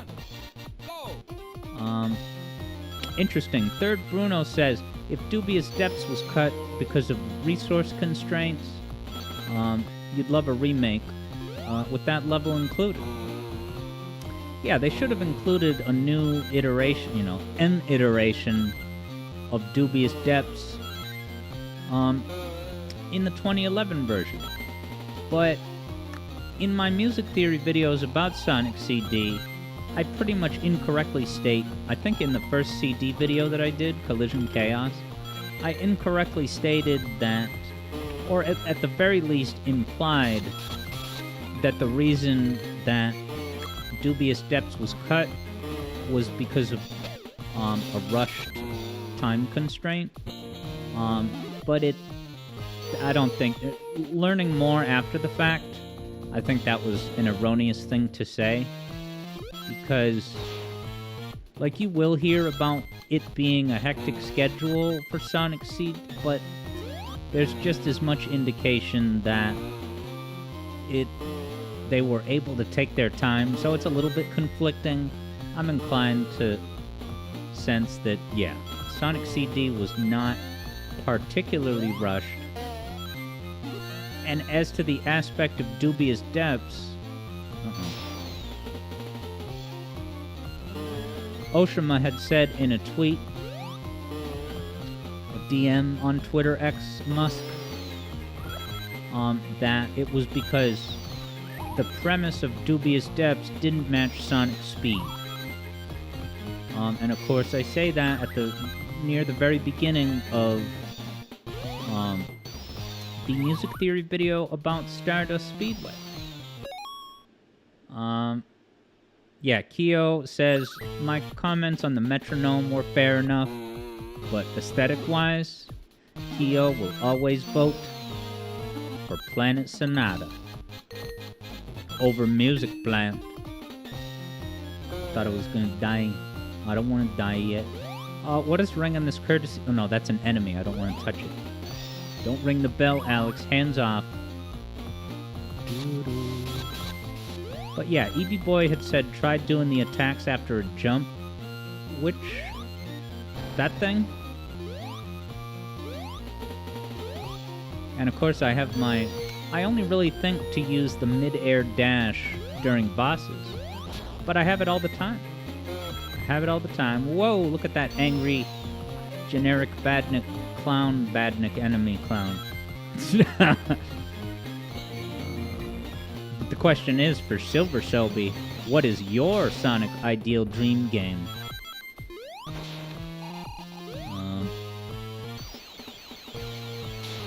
Third Bruno figured it was more of a, we can't do 7 zones, so let's do 6. Well, they did do 7? Yeah, 7 zones. Metallic Madness being number 7. Yeah, who was it that told me, what do you mean all the levels were based on Sonic 1 levels? There's 7 levels. And it's like, sweetheart, I didn't say all of Sonic CD zones are based on Sonic 1 levels, but just that every level in Sonic 1 was at one point envisioned to get reimagined in Sonic CD Obama 30 Harry Potter. That's one of my favorite online bits of all time. Obama CD Harry Potter. It's the best. Do those tubes remind you of Casino Night at all? I don't know why. Ah, look at the metronome, Kyo. It's like they knew about Restar. Restar. Did that, like, give you a micro headache when I said Restar? I've always said Rystar. And when Norman over at Video Game Historian gave a treatise about it, I was like, yeah, okay, Rising Star, Rystar. Vindicated, I am selfish, I am wrong. Alright, Kyo says that the Dimples over at Dimps, oh, they knew about it all right. Alright, sometimes in a crazy stretch of inspiration and just being in the zone, sometimes I do really good on this boss really quickly. So that's like the plan for today. I want to do good and quickly. Clearly I'm not going to get 30-second falafel. Oh, you can walk right under without clipping your forehead quills? Good to know. You can jump to the highest one. They won't tell you that in grade school. You have to have a mentor in your life. Or just be me and figure it out. Yes, I did it under a minute. Am I going to catch up to JJ? JJ's at 45 seconds on this boss as we speak. Wow, and look at JJ's feed. He's rescuing Tails, so there's even higher stakes. Wait, my time bonus wasn't that incredible. Maybe it's not... Is it a 45-second bracket? 3, 2, 1. Mick Mark is starting to feel pretty sure that Rystar is made by Sega. And yeah, I gotta say, I think there's a solid hypothesis there. And I think that's worth testing that hypothesis in a 10-page verbal written treatise. Now, Third Bruno has today's microbit. Roblox was banned in Turkey. Now, the main Turkey content on my plate lately is the Young Turks. I want to congratulate Young Turks for hitting 6 million subscribers. I'm not saying I agree with everything on Young Turks, but they are an exceptionally, in this day and age, as free content on YouTube with political commentary, which I won't elaborate on, but I just want to give that main guy commentator at Young Turks, he's pretty solid. And I think his first name is Jank, which is funny because it sounds like jank on a video game. So I'm sure if he tried to develop his own Young Turks video game, regardless of the quality, people would try to portray it as a janky game. Good night, everybody. I'm the man. You know where the manatees are. We like to have fun around here. Nice. Yoshi even likes Anna. Is that Anna Kasparian over at the Young Turks? Anyway, that was a big tangent about Turkey.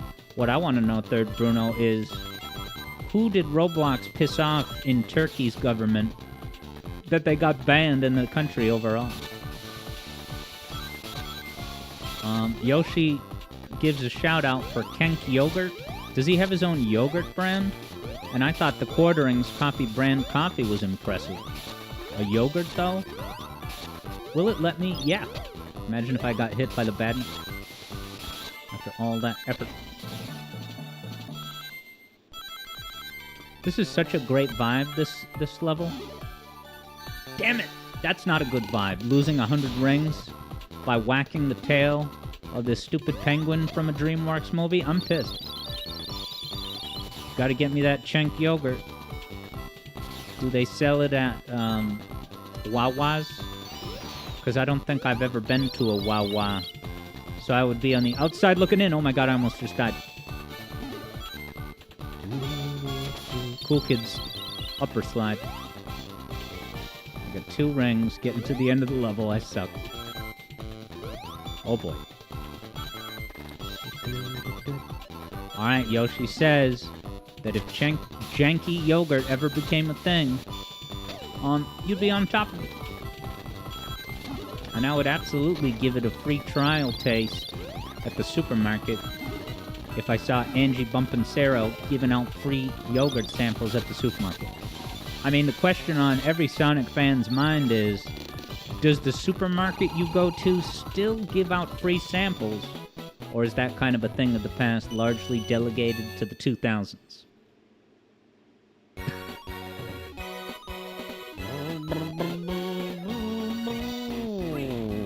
Nice. Thank you, JJ, for crushing me in Sonic Advance 2 while simultaneously dealing with bad behavior rights. That's what I call a seasoned professional streamer. JJ the Hedgehog, he'll be here all week.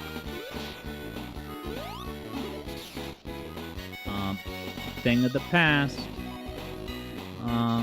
Okay, interesting. Third Bruno says that the reason Roblox got the boot from the land of the Janky Turks has in fact yet to be revealed. So that could just be that the president of Turkey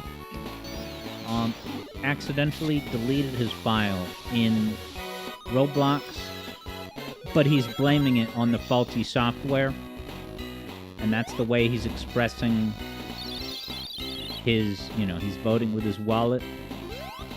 Actually, it's not a vote, it's a tyrannical directive. No Roblox. So did Tommy Tallarico make the oof sound effect? Is that how that all happened? Was he the one that prompted them to remove the oof sound effect from Roblox? Alright, Third Bruno confirms. Dude, of all the people in the world, someone who's basically already got caught in plagiarizing. And yes, cotton is a word depending on what state you live in the United States. I love the United States. It's not perfect, but it has Obama. He still lives here. He still lives here. Still goes to McDonald's. Eats with regular folk like me. Not that he ever has eaten with me, but he's eaten with regular folks like me. He might go back to McDonald's during the Sonic Movie 3 promotional toys. Uh-oh. Alright, Third Bruno says, Tommy Tallarico, the plagiarizer,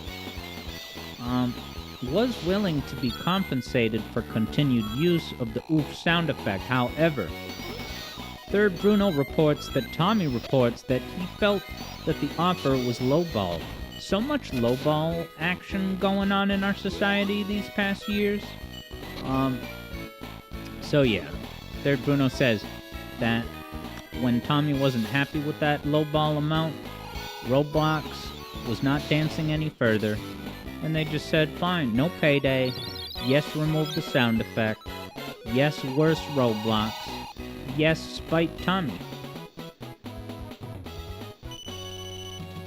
Now, is that Tommy's voice, or is that someone else's voice that Tommy was, the sound director? So I have 7 lives. And this boss has given me plenty of trouble historically. Including right now. Hey.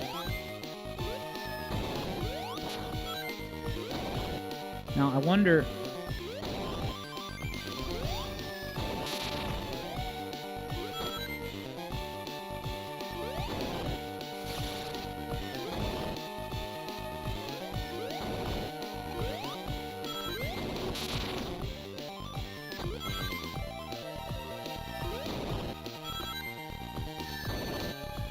I was on a roll there, guys.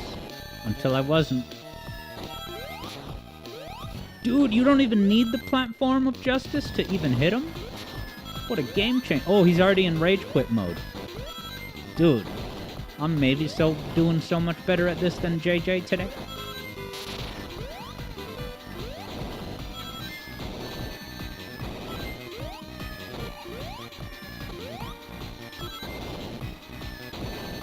Oh, I had him.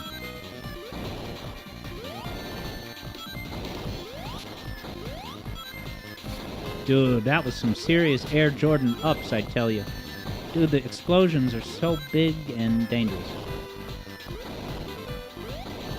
Oh, it flipped out at the wrong moment. Damn it. Language.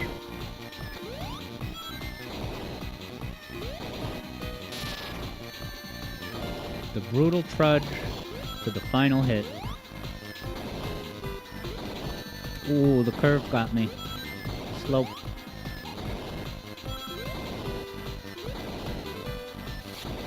There it is.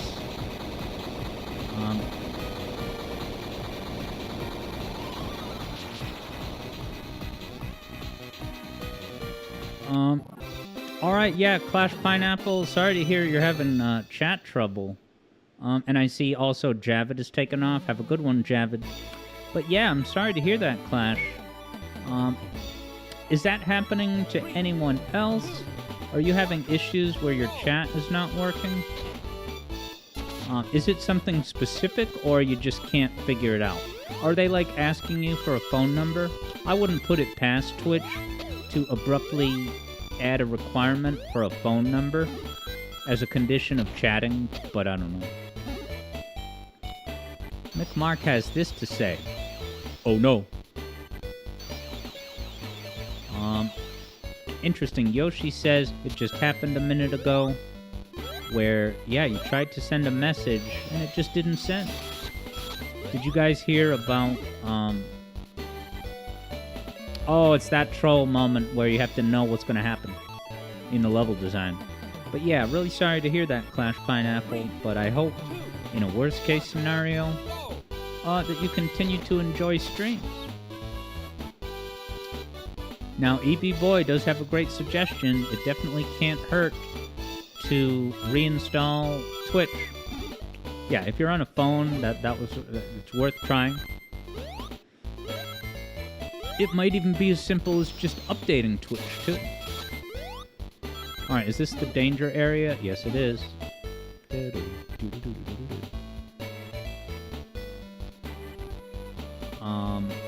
Okay, yeah, so it did flat out ask you for your phone number. Just to be able to chat, huh? That's pretty bogus. Although, Clash, one option you do have, good news, you could just hop over to YouTube right now. Because I don't think Susan W's successor is demanding people's private phone numbers just to be able to say, I love Sonic Advance 2. Alright, turns out Clash Pineapple at least did try to reinstall and update yesterday. Didn't work.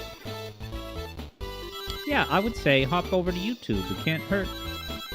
Then you get to hang out with Silver Sobe. And maybe even Funny Frog 70. What the hell? All of a sudden there's no level design? I can't lose all my lives, guys. Bruno says, wait, Susan stepped down? Yeah, I guess I missed that. Because Susan is just a name that I would invoke, you know, randomly just to satirically talk about YouTube or complain about YouTube. And then one day I made that same micro-bit joke, and someone was like, no more Susan, Alex. At least not at YouTube. I think she got a job on MSNBC. I'm kidding about the MSNBC, but...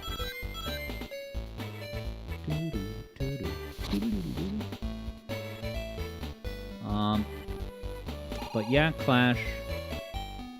That might be the next best solution. Is just hopping over to YouTube. And there's other great stuff on YouTube. I don't know how much you've explored that app, but if you like Sonic music and you want to learn more about Sonic compositions, including but not limited to learning about how composition choices speak directly to the experience and environment of the zone you're playing through, well, I think you're gonna like what YouTube's got on the menu. Just ask Eblo. Eblo saw a great video about Shadow the Hedgehog. It's a shame you don't remember the name of the channel. I know not all channel names are concise and intuitive enough.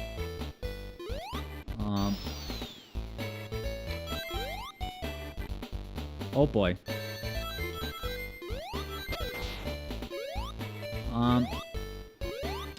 Yeah, seems like JJ was struggling with the snow boss.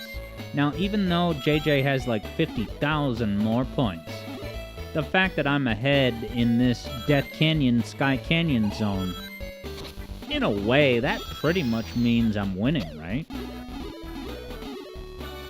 Like, I know JJ has more points, and it's a points wager, but the fact that he died that many times on the snow boss, abandoned bit, and seeing if you were paying attention, you, wow.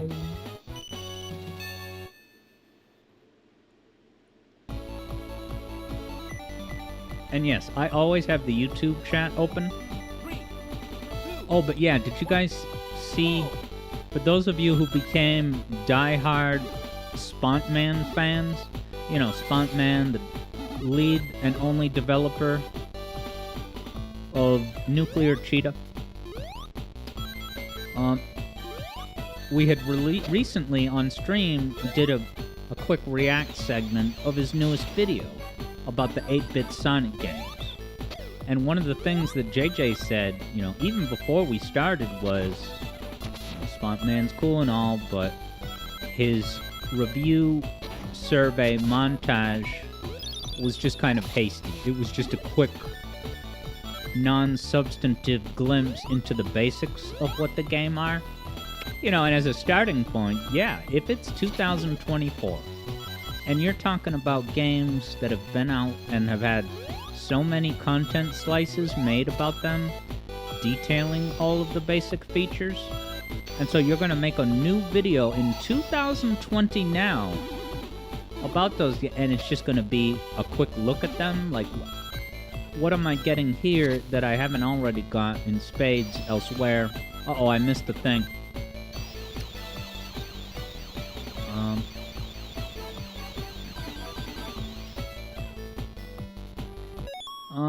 Alright, Clash is saying you've done some testing. You're saying, oh, okay. Looks like Twitch will put on a chat lock if you send a YouTube link. Or maybe any link. You think, yeah, Twitch maybe suspects you're a spam bot, but you had a lock for a week, huh? Now Ultra Gameplay says Supersonic Stream has just ended, so you can stay. But the question is, what was Supersonic streaming? Because if it wasn't a game that has Supersonic in it, what's the point? I agree with Ghosterberg that this is weird.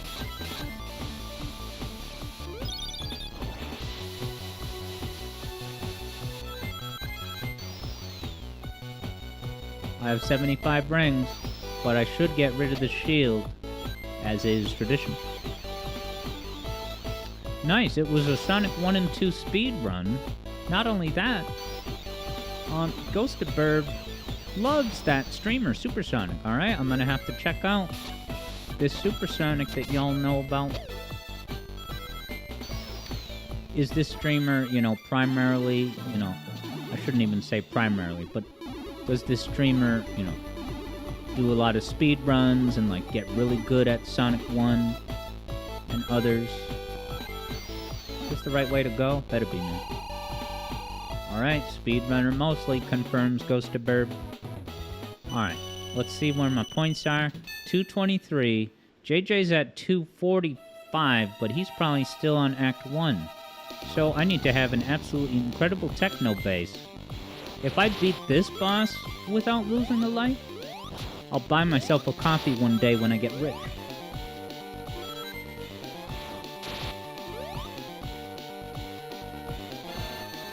Now, I don't know if it's possible to outrun the laser.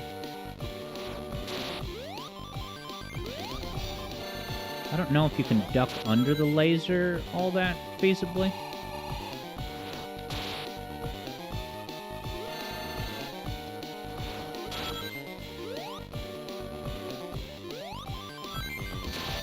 Oh yeah, it's a one-hit kill. Clash says Sonic 1's crying in the corner. What happened, Sonic 1? You sold so many units. But let's be honest, it was a pack-in title. That affects things.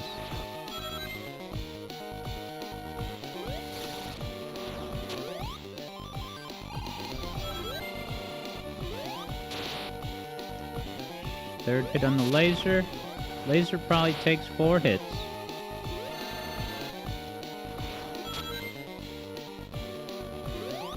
Alright, laser neutralized.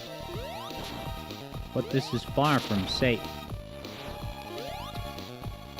Eblo confirms that I got high 5, straight to the grave.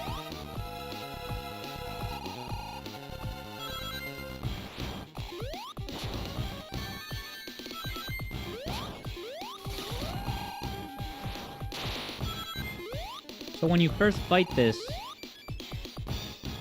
Knuckles is in the cockpit where Eggman is now, right? And at first I thought that was Knuckles being held prisoner by Eggman or something. But I think canonically that at that point in the adventure, Knuckles is, yeah, a bad guy, as it were. In that he is hindering Sonic's progress, and Sonic, you know, has a good hero rating on Craigslist. So this is yet another game. Oops. Ah, look at Eggman's popping eyes are popping out. I'm so not gonna get insta-crushed by the high five of Destiny Death.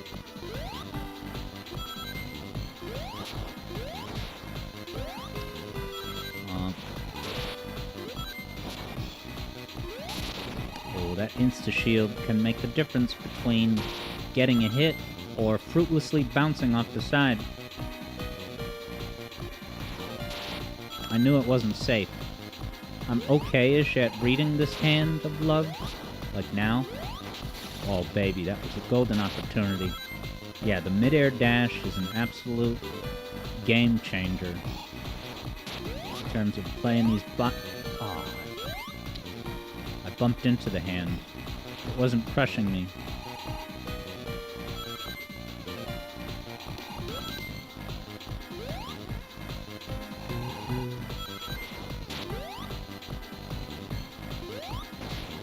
Not enough altitude. This is it, though. Ready? Damn it! Got me in the forehead. Eblo says mid-air dash? More like peak air dash. Damn it, he keeps covering Eggman at inconvenient moments. It can't reach me all the way out here, right? Uh-oh, I'm almost out of rings. Wow, that one I really hit him on the side, but the insta-shield was enough. Damn. Like that, it felt like I was higher up. I'm surprised that that was not a hit. Yeah, that's interesting. That felt a lot lower. That's good to know for the future. There's only one zone left, team, and I'm excited for it. It's got great music.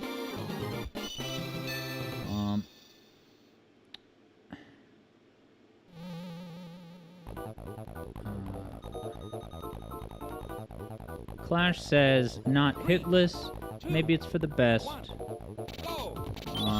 Sonic on caffeine sounds like a bad idea. Sorry, maybe I forgot what we were talking. Oh! I feel like sometimes I do get through this level with a whole lot of rings. So, oh, Death Egg. Disappearing bridges. Yeah, Eblo says, Sonic 1 had instant death mechanics. Remind me, what can instantly kill you in Sonic 1? I can't remember if the things that crash down on you in Marble Zone are instant death, or like those S&M chandeliers. If it will take your rings, or just instantly kill the hedgehog you're playing as. Damn it! Don't die, don't die, don't die. Nice. Ah yes, Eblo says that there's crushers. Who could forget also the Marble Zone crushers? Bottomless pits. Spike glitches that are not as canonical, but they're there. And yes, Eblo says, technically... Right, why? Because there's no rings? Oh, am I gonna get crushed? There's no rings in Final Zone, so on that basis, Eblo say, technically the Final Zone is a one-hit kill for both attacks.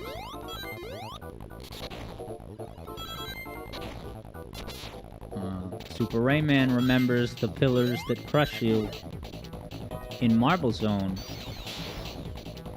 But moreover, in Sonic Robo Blast 2 Kart, there are various tracks that do have their own version of the crushers. And some of them, because they don't all move at the same speed, it can be very disorienting to figure out when you're supposed to time it. But I think at least one of the new levels, maybe True Area 51, it actually has like a TV screen with a number countdown on it. Now, I have no rings. Dude, all the rings that I had are gone. Oh, I'm falling down.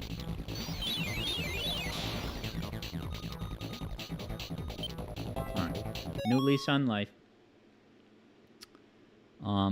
Yeah, Third Bruno was, of course, all along talking about instant death attacks for a boss, but even then the final boss does count, given that it's a crushing mechanic. I love using the word crusher because it's not even really a word, but using it in context, what else could it mean? You know, a crusher, one of those pistons in Sonic games. Alright, there's my courtesy rings. Flash Pineapple says, Spring Yard comes to mind. Does Spring Yard have, instant kill mechanics?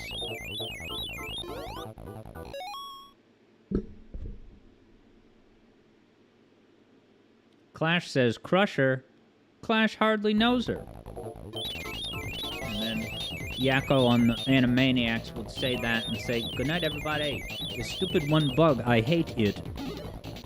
I keep getting fooled by the fool of... Yeah, baby. Brute force falafel. Is this the end of the level? So. Here we go.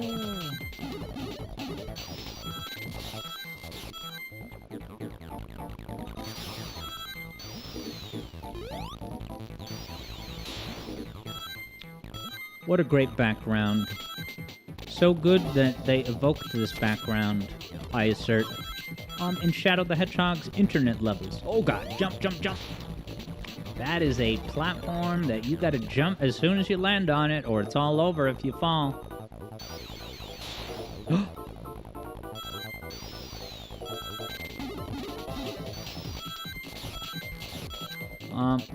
Wow, JJ has a Knuckles cutscene, because it's a first playthrough file on his end. Not that it's his first time playing it, but for undisclosed reasons, JJ did not have a save file at his disposal for Sonic Advance 2, and had to start from scratch. Oh, but if JJ... Oh, no, damn it! That's not the time where you scratch your arm, Alex. You gotta keep your hand on the controller.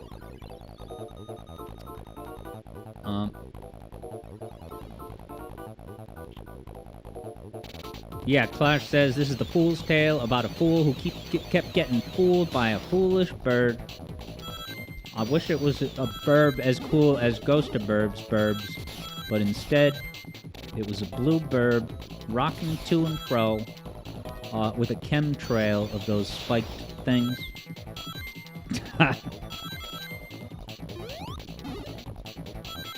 Ghost of Burb is rocking out now. Just look at that dancing emote. I almost made the same mistake a third time. What I got, 44 rings? It's like not as terrible.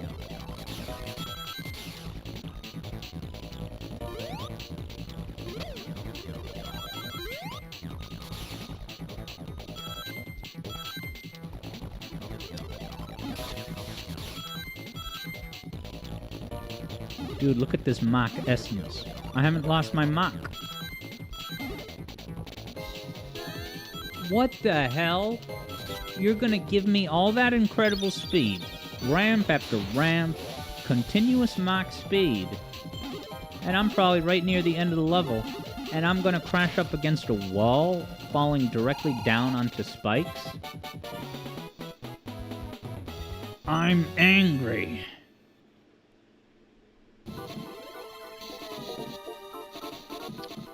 Act 2. What's JJ got? 282 to my 232? I'm boned. At least I really like the boss of Techno Bass. It's hard, but I think it's a really awesome boss. It is a little bit redundant to the boss of the last level. Oh, there's the evil burb with its S&M tail. Like Sonic 1's S&M chandelier. A chandelier on a swing. Not a bad song, I admit it. on the chandelier.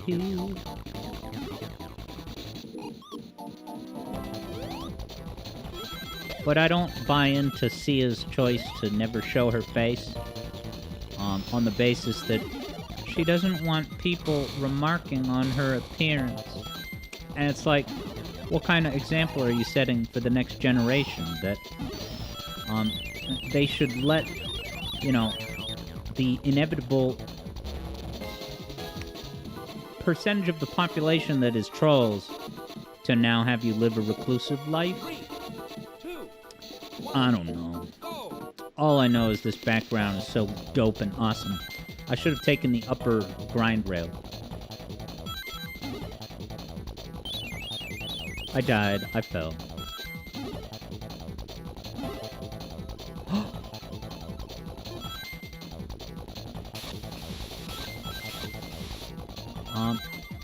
Yeah, Ghost of Burb says, wow, JJ says he has one life. That would be a fascinating twist, right? Because I've been, so lagging behind points-wise, but points are the most important thing you need to win, but it's not the only thing. You also have to get through the game levels that we're playing without dying enough times. Wow, the pressure's on. I only have 3 lives, too, so, right? I intend to beat the boss, but if I'm a responsible, future forecaster of the odds and the chances, I have to also be very wary to not also lose my life. So if JJ and I both run out of lives, then yeah, it would be based on however many points we had at moment of expiration, in which case JJ would take the prize, as would the people that bet that he would win, man. Keo has this to say. JJ, please. In the outdoor voice, please. Is the background glitching out, or should it always do that? I want those rings. 3 rings, it was worth it. Alright, I have 95 rings. Almost an extra life. Dude. That was the sequel to that shield incident in Sonic 3D Blast, where I hit the invincibility monitor, but because it takes a moment to actually kick in, of course there's a badnik right above it, taking away my 100 rings, and I'm pissed. Ghost of Burb has the South Park, and boom. Just like that. There go the rangs. But the good news is, to let myself off the hook, at this point, points don't really matter for me, because pretty much only survival matters, and also hoping that JJ dies again. Although I think 0 counts as a life in this game, so JJ, I think that if he died, he would have one more shot. I wonder which boss took away so many of JJ's lives. Clash Pineapple wonders if anyone's got 7 million points to taunt me, because yes, technically someone could buy that. Oh, and I missed Clash Pineapple. Well, Clash Pineapple said, let me get a ring and then look at what Clash said. Even though this is high stakes. Yeah, Ghost of Burb's like, alright, focus time. Alright, but I will talk about what Clash said about the German YouTuber who's never shown his face in 15 years, and you can respect it. Yeah, I won't go on that tangent, but it's a fascinating topic. That was very bad, and that's why I can't do philosophical topics right now. Because now I only got 2 lives. Yeah, JJ says we're back on equal... Oh, JJ has 3 lives? Was this all a trap? I've been had. Alright. Hyper-focus. Concentrate on the task at hand. I agree, Clash. But yeah, Ghost of Burb, that even as it happened, I was like, yeah, that's a tauntable moment. Dimp's got me. Alright. Oh, boy. What a waste. Come on, get my rings back.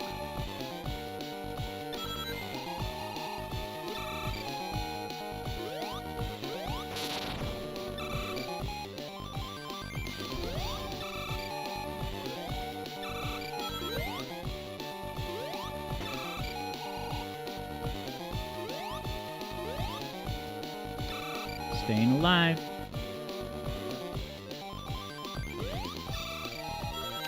Yeah, you just have to...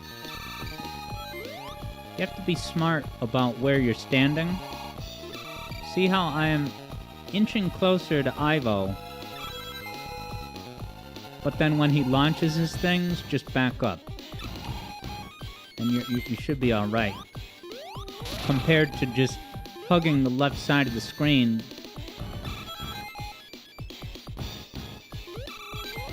Damn it. Clumsy. Missed my mark.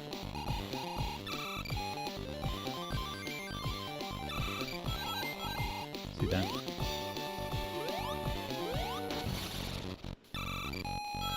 Alright, now I think I have a legendary technique that when he gets into anger mode in phase 2, I go to the right side of the screen. Oh, did you see that flip at the most inconvenient moment?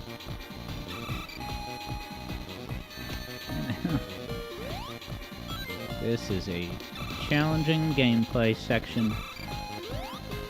Wonder how JJ's doing.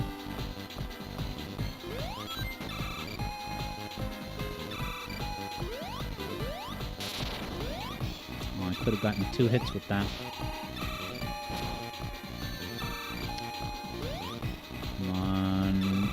Throw me a bone, Sega. Oh my God, I panicked. I absolutely panicked.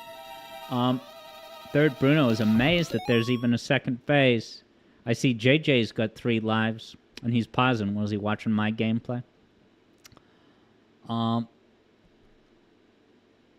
Yeah, Third Bruno says, it's just like Pac-Man World Repacks, first boss all over again.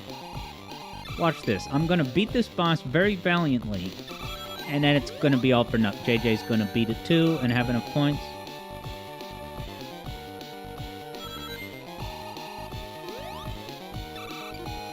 Ooh, that came out at an awful moment.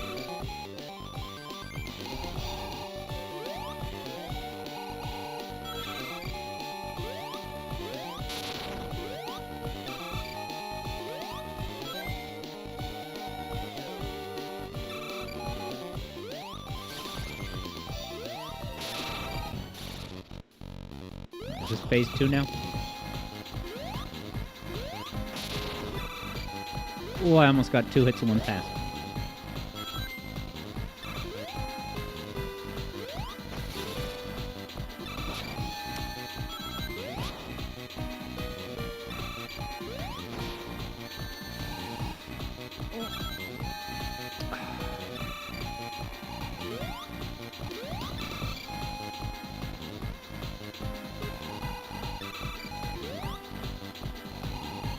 Rings back.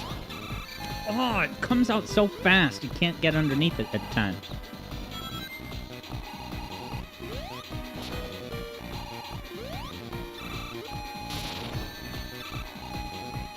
Gotta survive. Get my rings back.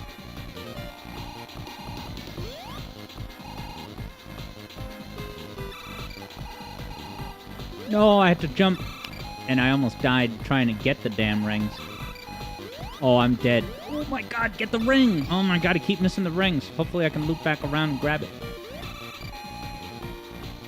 Alright, rings. Jump over. Oh my God.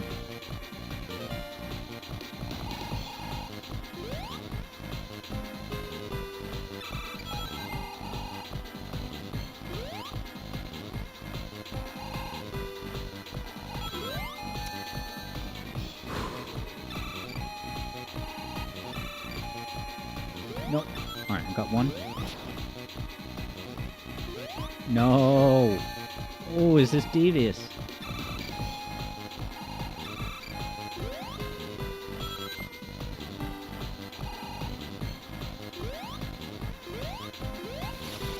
All that for the last hit?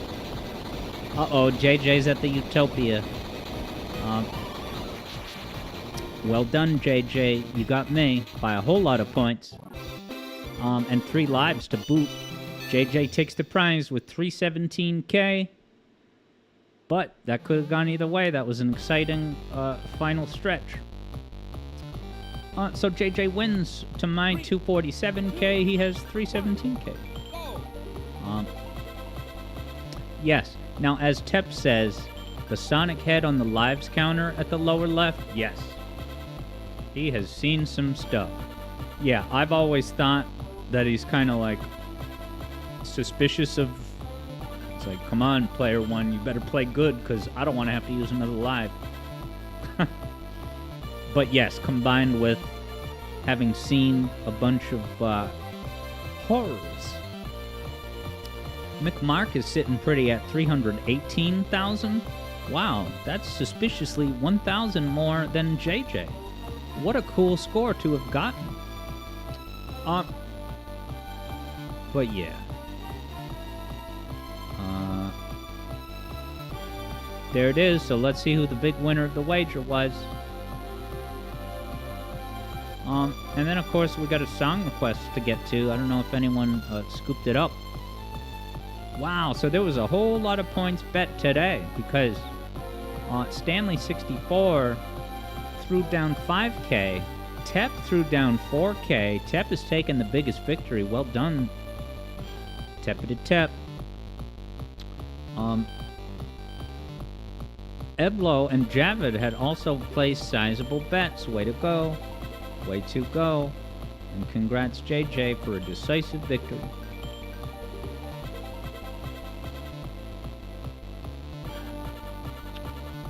So let's pay it out, huh? JJ wins. Here it is.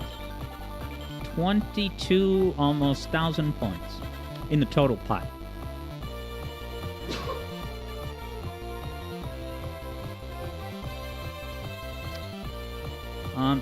JJ says Tep knows that JJ is skilled at score running, but JJ learned from the best. All right, Ghost of Burb is taken off. Always great to have you, Ghost of Burb, for another classic wager. Yeah, Tep has the description of Sonic's face. Why are you looking at me like that? And it was just like 2 days ago that I saw a tweet on Twitter specifically about that little face expression. I wish I could find it. I wouldn't know how to look it up. It's the nature of Twitter X. So, with that confirmed. Oh, it looks like Robo got the song request. I guess I missed that. So, Robo, if you're in the house, your request is overdue, and if it doesn't pop into my whisper in the next minute, we're just going to jump right into the Genesis VDM Odyssey, VGM.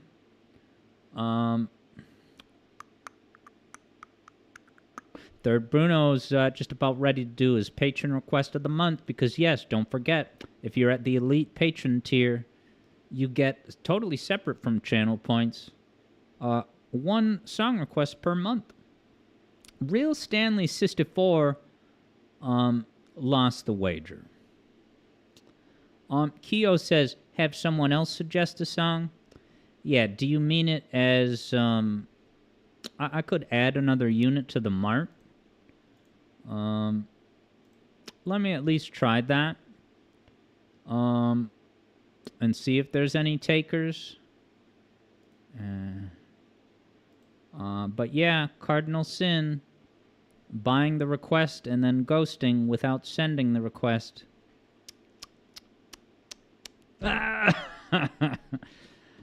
Viewer rewards, power-ups, and channel points. And now, of course, we have the delightful situation of... actually, no, I'll make it even more delightful. I'll just make it the members-only club. All right, so I'm adding I'm making members only club 11K.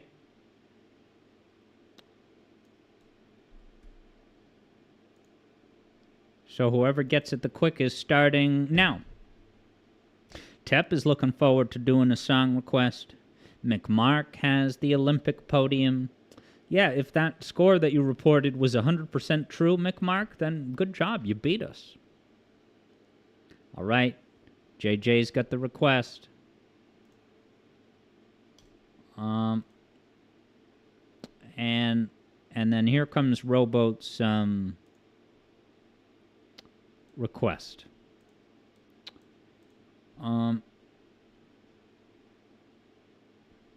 Yeah,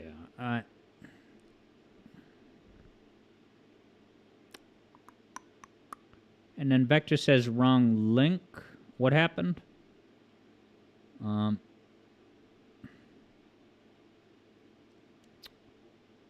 Yeah, I'm kind of in a bind. I'm.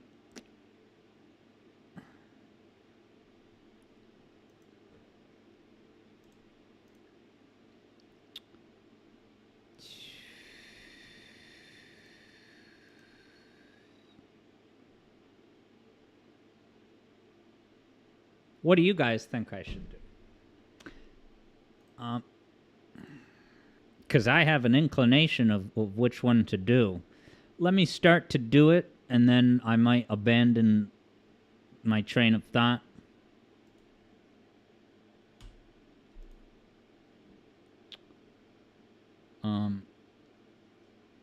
Yeah, I'm just kind of amazed, Rowboat, that if you heard me talking about your lack of a request, and you heard me solicit if anyone else is interested in a request, but then you just didn't speak up, say, I'm here, I'll send it right now. And at the moment JJ pulls the trigger, then I get a long whisper from you. You're killing. I'm trying to help you so much, Rowboat, but I also don't want to be discourteous to others.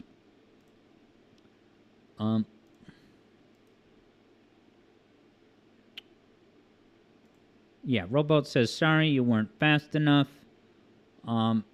Yeah, so the lesson, the takeaway, Rowboat, is that, you know, I'm not even going to say, this is so highly contextual, and there's no reason why I need to relay the bad vibes to all the other viewers. So, for streamlined sanity, let's take a look at JJ's request.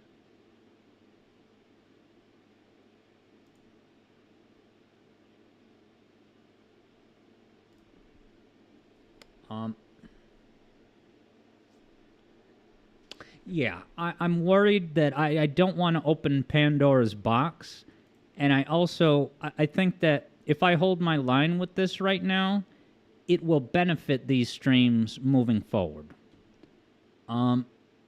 Because, yeah, it's happened way too many times, Rowboat, that I am unfairly put on the spot, live on the... It's always Rowboat. It's never anyone... Right?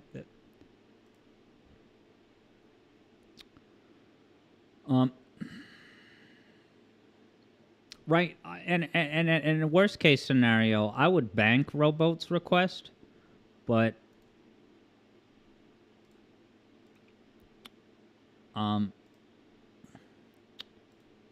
Yeah.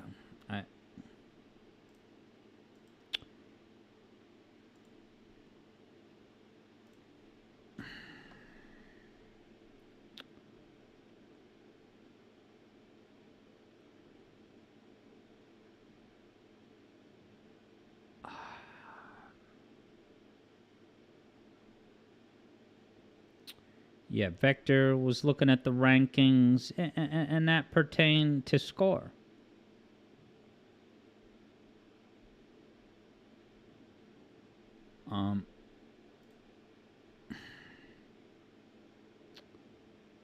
I agree with Third Bruno. It's best to come prepared.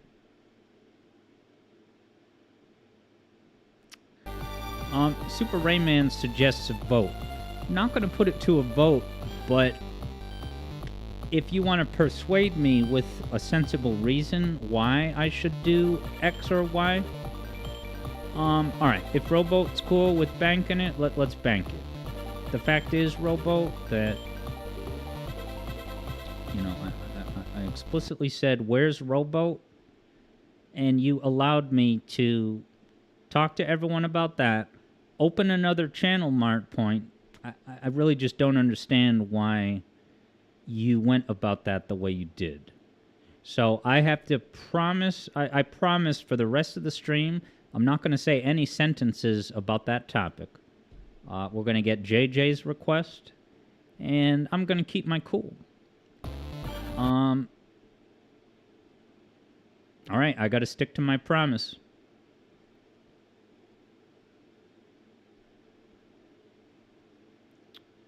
All right, I see JJ's request. Here it comes.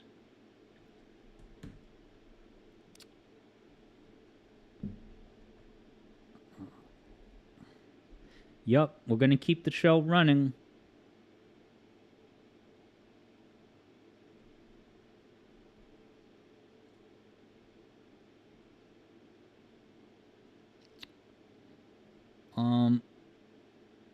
All right. I think you're going to hear it momentarily after this 5-second ad.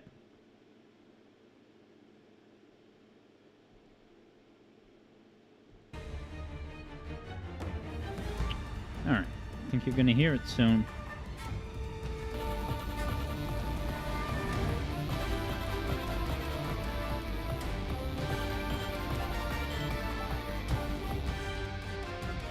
Oh, wait. I got to close Sonic.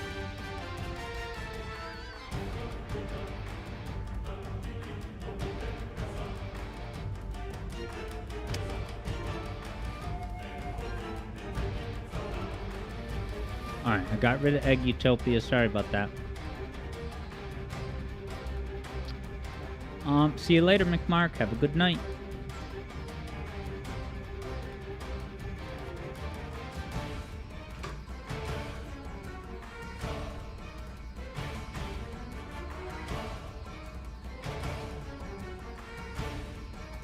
Ooh, Vector might be onto something. Monster Hunter, is that?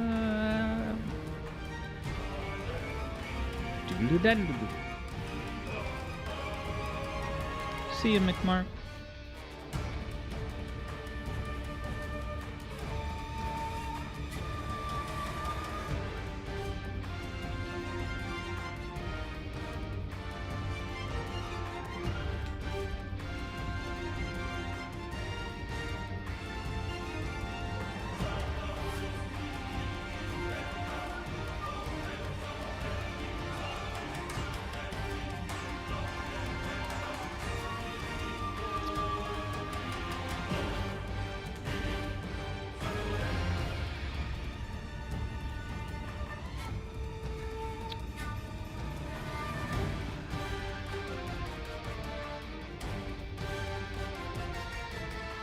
Alright, I think I got the gameplay.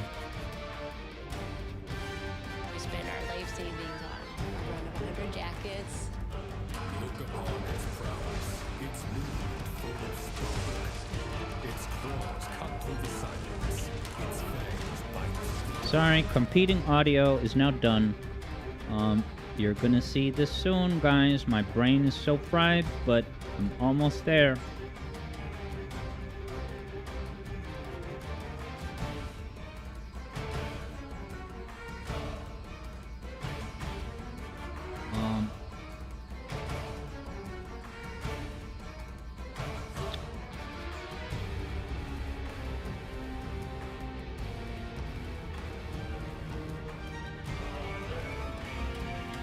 No.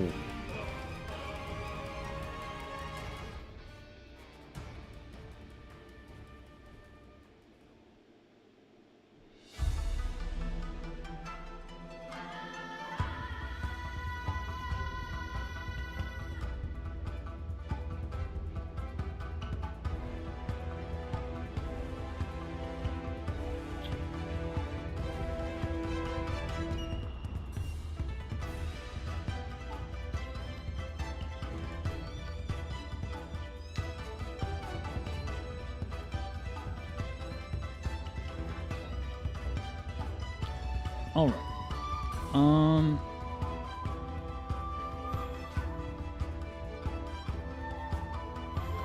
We're pretty close. I'm taking a deep breath. It's all good, guys. I just got to make sure the right song loops. Yeah.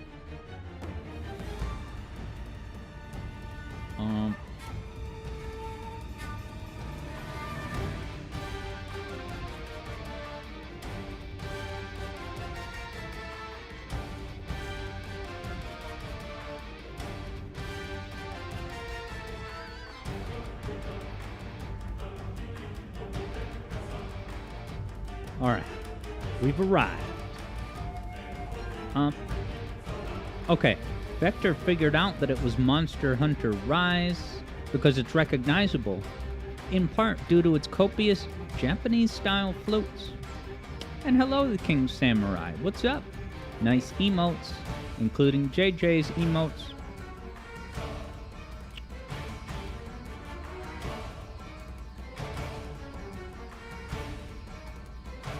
Alright, Tep's falling asleep at the desk as you speak, so you might take off soon. Well, if you do, Tep, have yourself a good one.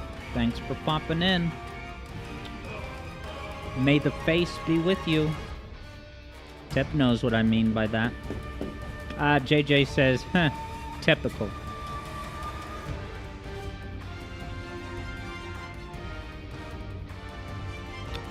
Alright, so, guys, we're going to hang out with this for a bit, as we always do.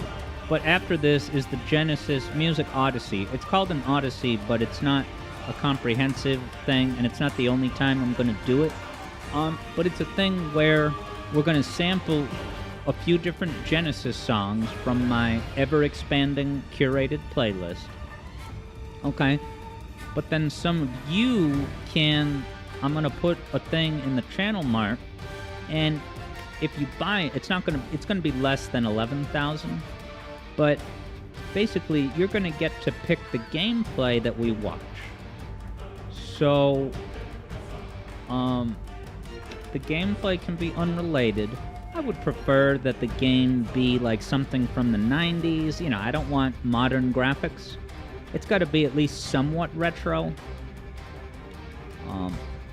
It shouldn't be Untitled Goose Game. Yoshi the Oreo is just about ready to play Monster Hunter again.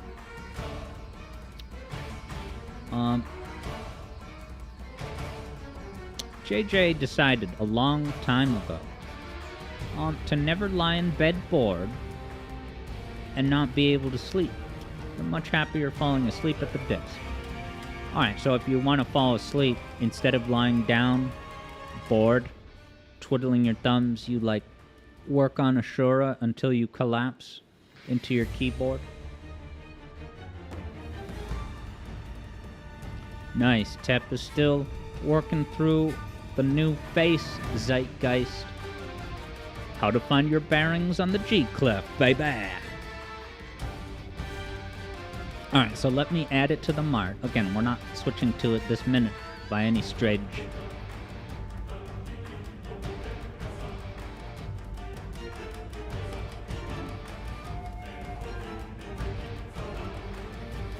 Okay, so JJ elaborates that the idea is, yeah, you just keep working at your desk until you start nodding off. And even then, the dreams that JJ has are about Ashura. So it's like you keep developing the ideas in your head, even in your subconscious.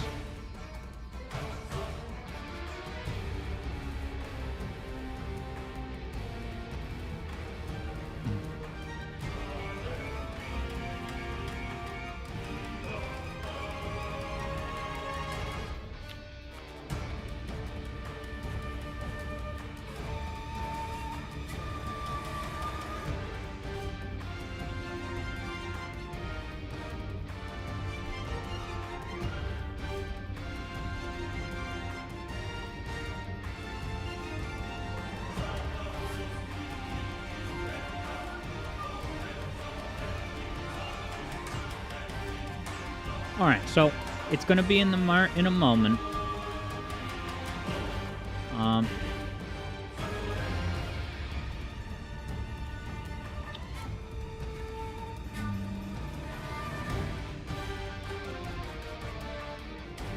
All right, there are now 2 units in the mart for 3,000 points each. So again, what this 3,000 thing is you pick the game, and we're going to see gameplay of it on screen. JJ says, if Pokemon and Monster Hunter ever cross over, this thing is like a mega manectric. What's a mega manectric? Is that a spin-off of the Miles Electric? Alright, Vector Sater scooped up one of the ones, and there's one left. So yeah, Vector, I guess you could, if you wanted to, you could whisper it to me, and it can be, you know, a surprise that people can guess or whatever. But yeah, go for it.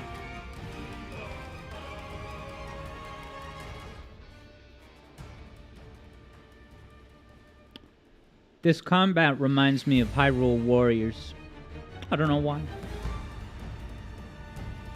How does this combat compare to Dark Souls?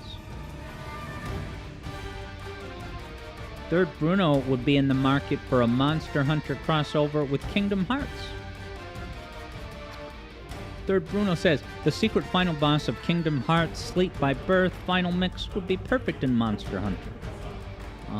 Okay, so Manectric is a weird Gen 3 Pokemon, and it has a similar color scheme in its first evulsion, as the kids used to say at summer camp. I have all the evulsions of Eevee. I'm the bomb.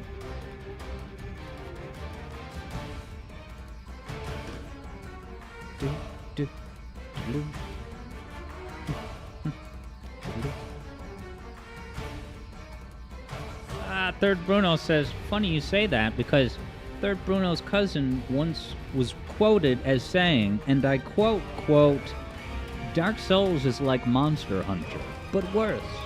Hey. I wonder what he prefers about Monster Hunter. To the gameplay loop, man.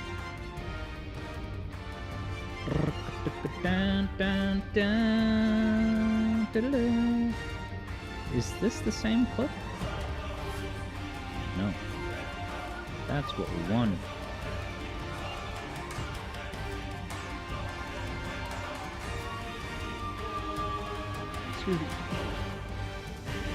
Interesting. This is coming from JJ. That JJ even prefers Monster Hunter's combat. You know, remarking that it's a frequent comparison between the two games. Vector Sater says, Monster Hunter is like a co-op focused Souls-like before they were popular. Would people go so far as to say that From Software took, you know, cues and inspiration from monster hunting? Interesting. JJ says it's fluid and dynamic and spectacular, yet heavy and requires calculated... yeah, heavy, that makes me think of Dark Souls' you know, stiff movement flow. That's not automatically a bad thing, it's just its own thing. Oh, sorry. I see this, there's a little doggy, sitting next to, not sitting next to him, getting in on the fun. Kind of like the buddy that you summon in Dark Souls, the Phantom JJ. I always think of JJ when I see the guy that goes like this. You can summon a Phantom JJ.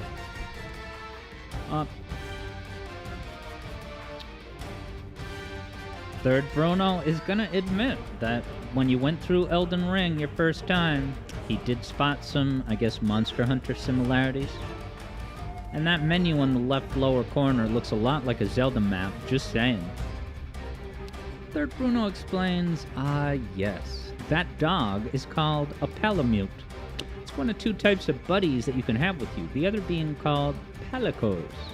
Alright, so they both have Pal in the name, as a shout out to the Pal regions. No, it's because he's your pal. JJ explains, Dark Souls Trey moved away from Monster Hunter feel in Trey 3 and made things a little player-friendlier, and then it got even Monster Hunter followed suit in World. Third Bruno chronicles that Rise introduced these Palamute dog buddies, which you can ride as mounts to get around much faster. Vector Sater name drops Dragon Dogma as an actual Capcom Souls-like. Wait, Capcom makes 3D games? I guess in my head I thought it was just 2D. With the exception of... What are those 3D Mega Man games? Mega Man Legends?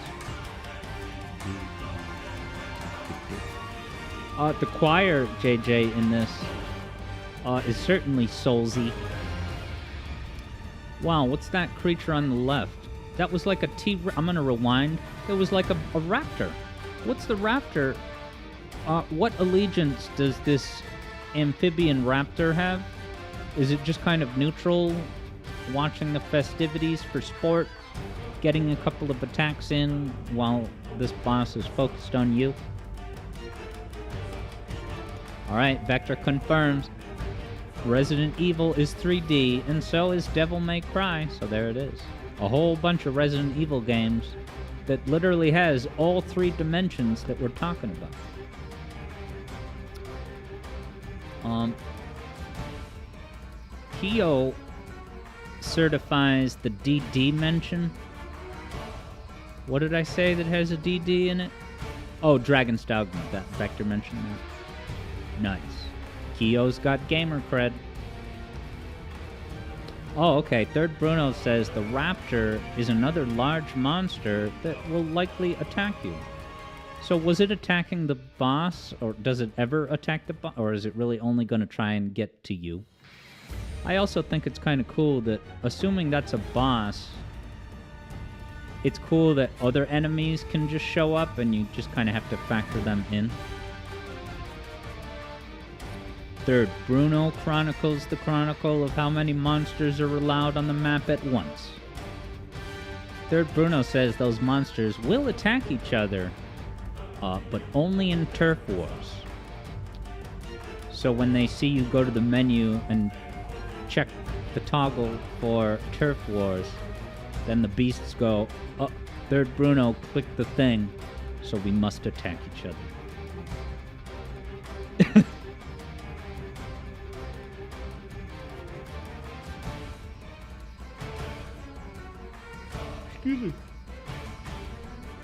The new video is, it's a hoot. It's a hoot. You're gonna, it's an experience. It's an experience. I may have mentioned before that I'm at the 15-minute mark. I have 15 minutes worth of content, all on the timeline, ready to go, only needing the volume levels as the final touch, you know? My God. This new video, it moves, man. It moves from place to place. It's a lot longer than your average Alex Yard channel video, but there's so much in it. I think you're gonna enjoy yourself. It said you fainted. Is that a satire of you died? JJ hasn't exactly played a brand new Monster Hunter at launch. But next year, JJ will be putting lots of live hours into Wilds. So is Wilds upcoming?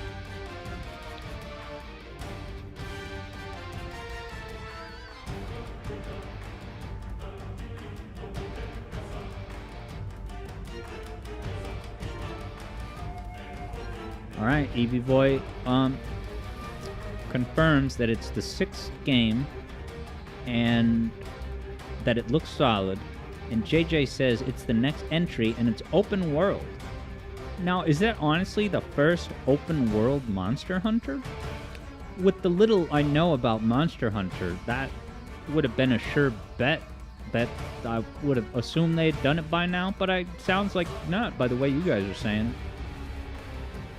But I don't know, maybe there's already an open world one. Third Bruno says if players faint 3 times, the quest is failed. Interesting. So, bringing back the live system. Some games have special quests with more or fewer allowed fainting. Oh, alright. Vector says, Monster Hunter World was open world.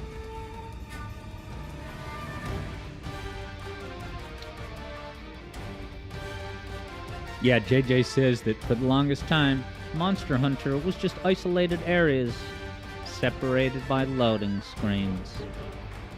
Sounds like Starfield. That's the main complaint I heard about Starfield, is that for a game that's supposed to be, a massive, expansive jaunt through space, that you're constantly getting, loading screen for this new, very targeted area. Barely call it open world at that point. JJ says it's not open world, it's open zone. And Izuka will always make it a point to use the correct terminology. And so does JJ. He's JJ.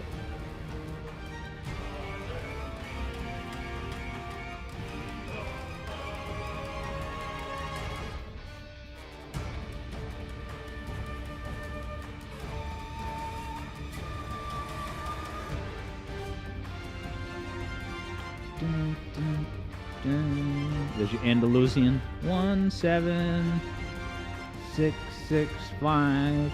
Listen, you can't copyright the Andalusian cadence, but if you put an Andalusian cadence in your song, it better not be. Anyway, I'll get to that on the channel. JJ loves this Andalusian bit.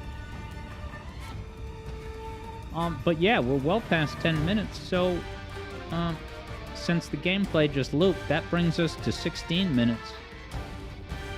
JJ says, this bit was a new bit to the theme.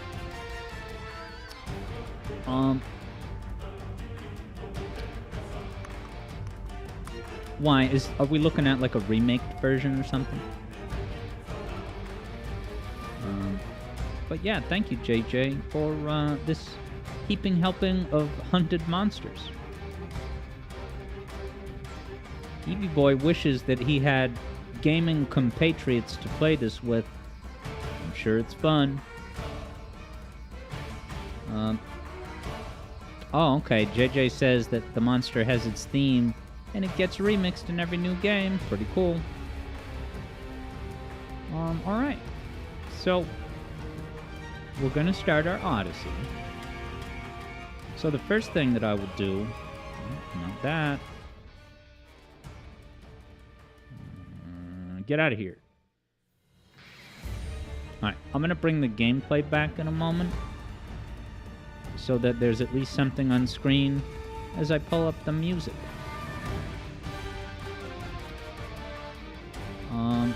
So let's bring the gameplay back with a click of the clip. It is easily fixed, Alex. There we go.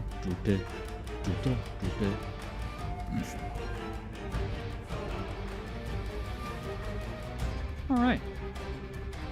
So leave the gameplay on, but all I need to do is just click on my playlist. So my Genesis curated music tracks playlist currently has 90 tracks. Now, I just added a lot of tracks from a little game. Now, did we talk about... Actually, why don't I just actually start there? Because I bet... I don't know if it's Kyo or someone, or maybe Eblo. Someone has talked about this composer, which is great that whoever that person is, that they are aware of this excellent music. All right? So, get to load of this. Sounds like NES right off the bat, don't it? You can hear that, right? Make sure it kicks in with better volume. Yeah. I'll raise it a little bit for now. Alright. So, does anyone recognize what this is? Super Rayman made it back in time with the Survey Odyssey sampling of Sega Genesis Mega Drive tracks. But yeah, anyone recognize this?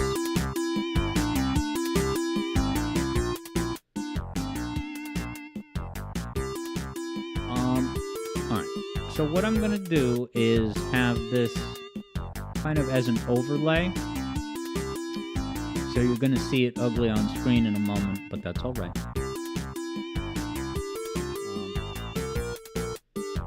So I'm just gonna crop it like this.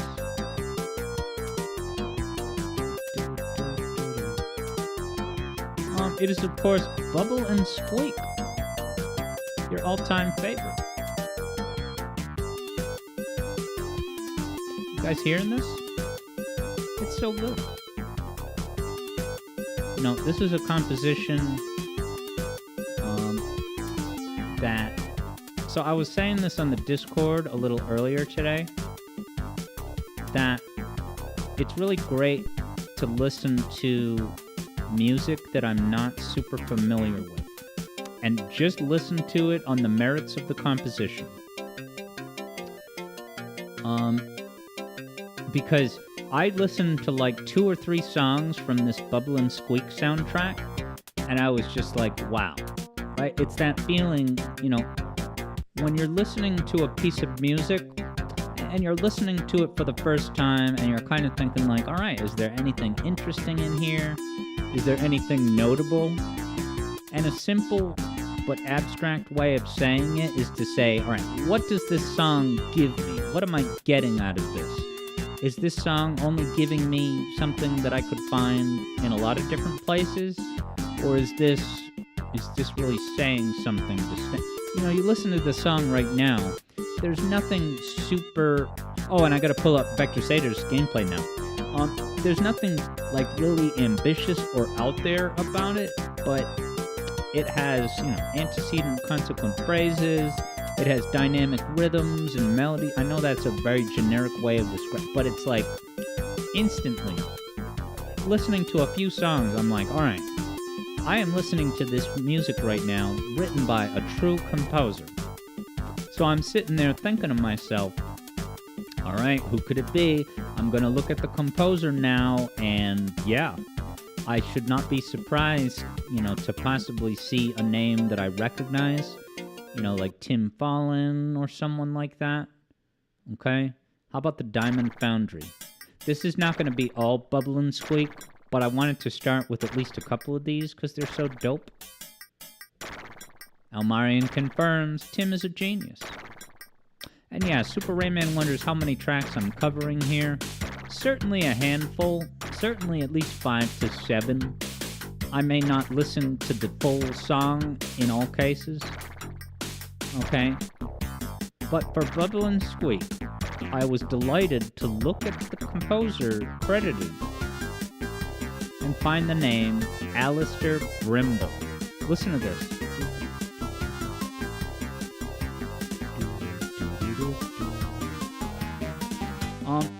So, maybe the name Alistair Brimble doesn't mean much to you, but there's at least one stream viewer.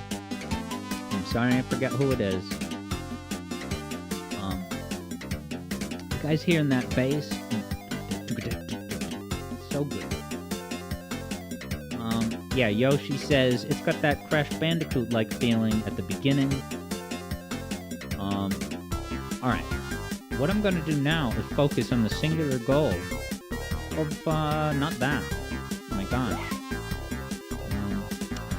It's entrenched in the same window. I think if I remove this, then it won't show. Perfect. Hey, why did it stop?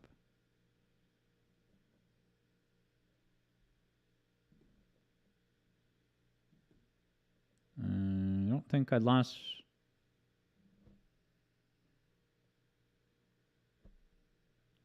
I'm losing all YouTube feed. What happened? Alright. I wonder if my stream went out or only the YouTube stuff. Vector says that his game pick is wildly mismatched, but I am going to go to other non-Bubble and Squeak tracks. Hopefully that has no more hiccups. Let me switch off of HD. That can't hurt.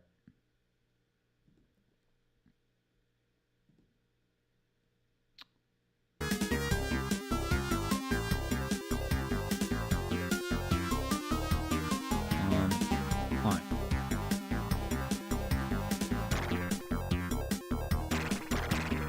You hear that? Bam, bam, bam, bam. This bass, dude.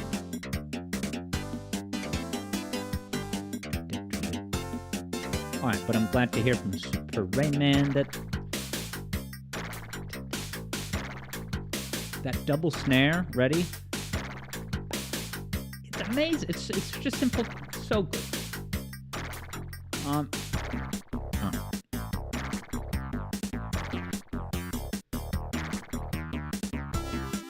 Nice. I certainly recognize the game that Vector mentioned and that you're going to see real soon.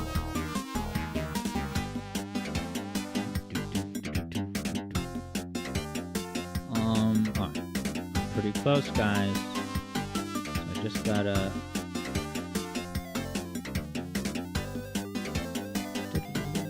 You hear those 16th notes now in the background? New content.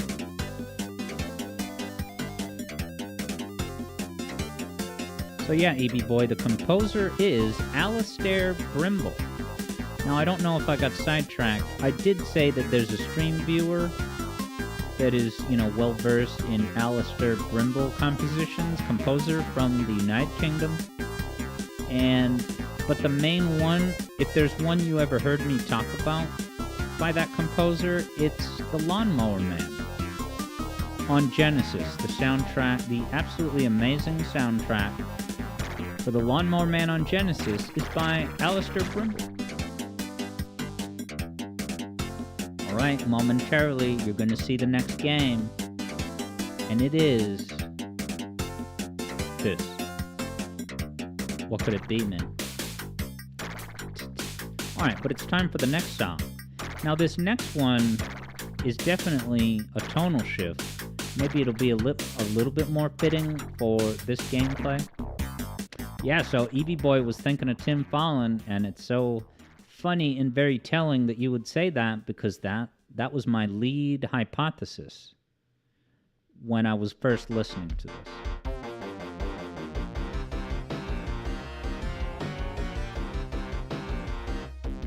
Alright, so this is an NBA game. Now, this was by Electronic Arts, and I have not looked up the name of the composer, but I would not be at all surprised if this was the composer of Road Rash, which is also an Electronic Arts game. And I don't know how many of you are super familiar with Road Rash music, but you're going to hear a part here that it almost seems like an alternate universe version of Road Rash music. And it's good, but it's kind of like a little bit of recycling. Not even that that's always a bad thing.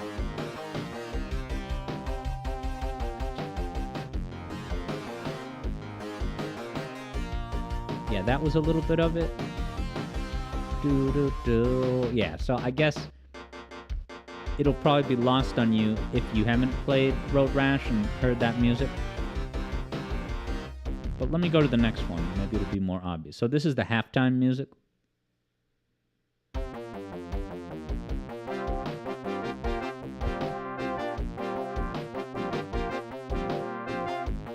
Those are very thick chords with a lot of notes in them. It's got the 4, or should I say the 11.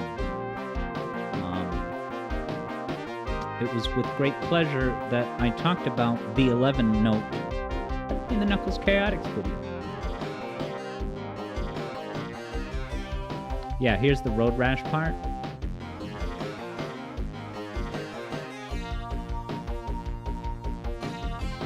Nice. Icantu says, as a Road Rash 2 enjoyer, you can kind of hear it. I just gotta get the gameplay attribution. Alright, there's a 1-up retro gaming. Okay, I already copy pasted it. Alright, Tep's heading out for real now. See you later, Tep. Have a great rest of your evening in slumber. Long live Face. We've arrived. Put this up here.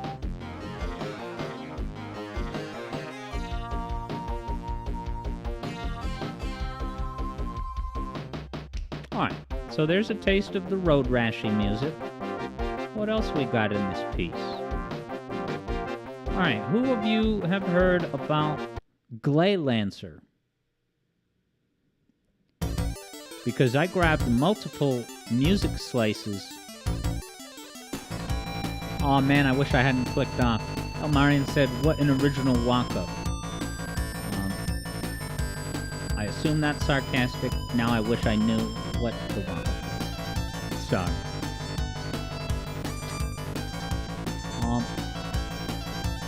Vector says Glow Lancer. I've only seen it spelled Gley, but I think alright, sounds like Super Rayman has at least heard of this before. I don't even know what the word is supposed to be or what it translates to. This game possibly only came out, if this is the game I'm thinking of, it only came out in Japan and South Korea specifically.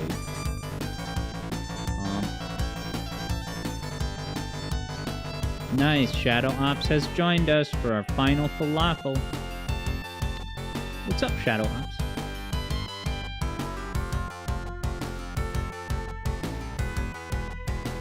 Shadow Ops spotted some good old-fashioned Bare Knuckle 3 gameplay. Alright, Super Rayman says that due to the L and R classical aspect, it's actually Grey Lancer. But I guess since it was not localized... Listen to this. First 5 seconds, you already got something great. Listen to this, is like, what does this remind me of? A good band, I just can't put my finger on it. You can just picture the band on stage, you know, moving their guitar kind of back and forth with the beat, like Bruno Mars's bits did.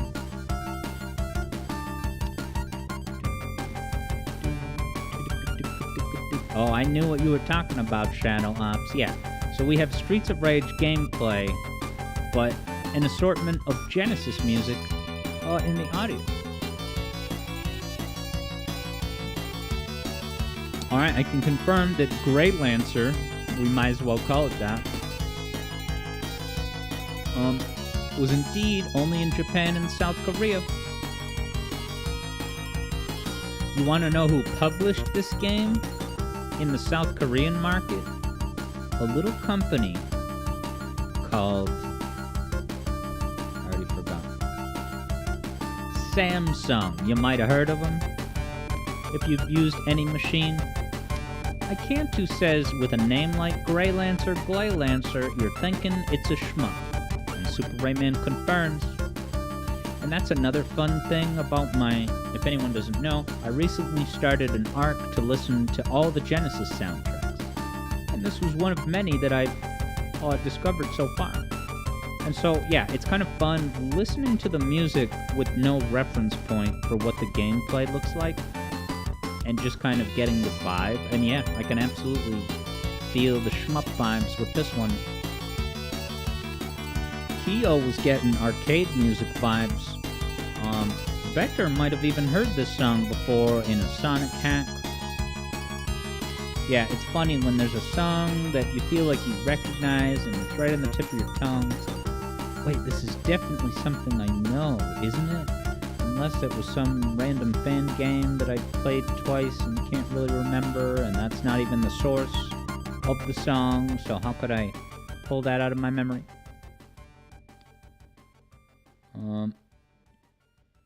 Oh, it was the previous song. But it was also a Grey Lancer song. Alright, that's 2 Grey Lancers. Alright, shout out to Icantu with this next one. Ready for this? Yeah.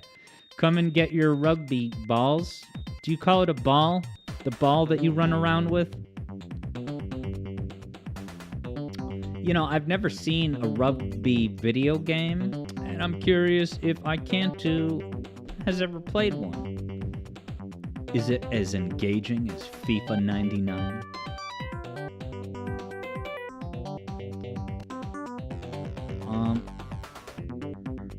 Alright, Elmarian says that series of 3 rapid notes, you call that caballo galopante. It means running horse. Okay, it's like a 1, 2, 3. So 1, 2, 3, 1, 2, 3, 1, 2, 3, like a horse gallop. That's cool. I Can't Do has this to say. Well.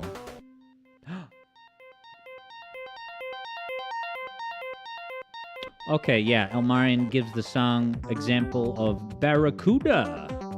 It's a horse, it's a horse, it's a horse.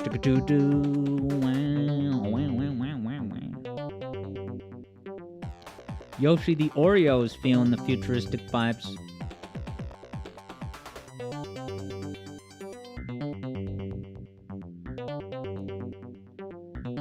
Alright, I won't listen to this whole song, but here's a little bit of a Charles Barkley Shut Up and Jam. I love when these come, so I listen to this mix and I put it on shuffle. And anytime one of these Charles Barkley songs comes on, I'm just like, yes. They're simple tracks, but they're just chilling. Chilling on the sidelines, watching an exciting game of street ball by the local slam dunkers. What more could you need? I Can't Do explains. For context, Australian sport is kind of weird. Rugby itself is mostly popular in 2 specific states. You know, New South Wales and Queensland. Okay, interesting. So because I Can't Do doesn't live in one of those states, you're not super into rugby. Interesting. Yeah, I watched a little bit of rugby in college. Because we had a rugby team, but that was the only example. This almost kind of reminds me of the Herbs soundtrack. It's got that walking through the street slam dunk vibe.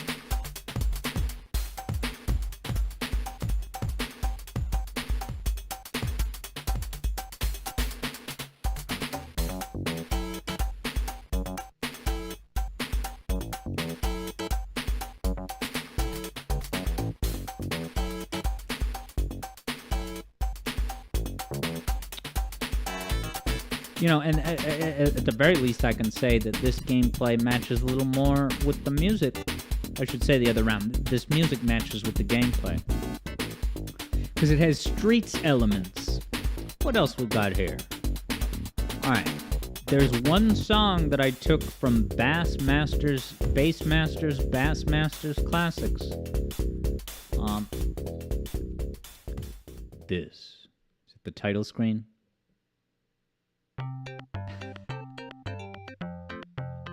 It's like a choo-choo train song. Johnny Cash. Why is it so quiet?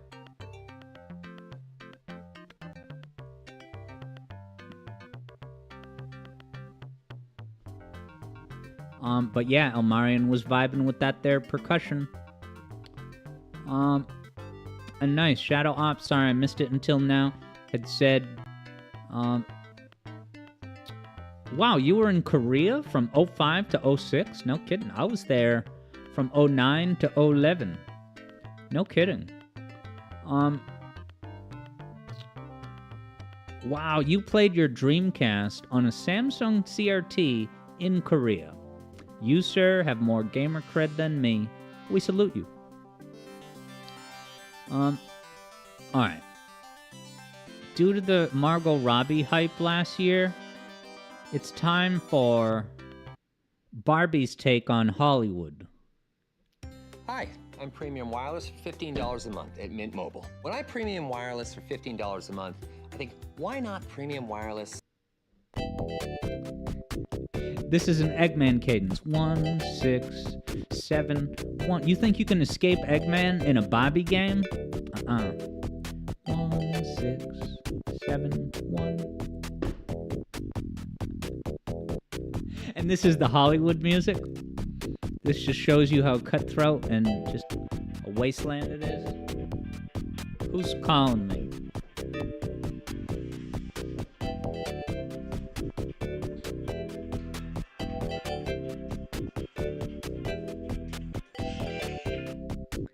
Hi, I only have like 15 seconds to talk, so is it super important? I'm not in the market for that, but thank you very much.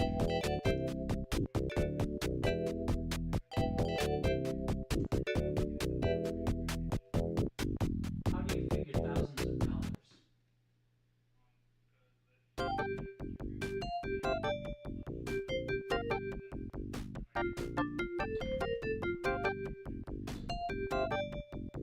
So you're saying that I would save thousands of dollars if my current phone costs thousands of dollars.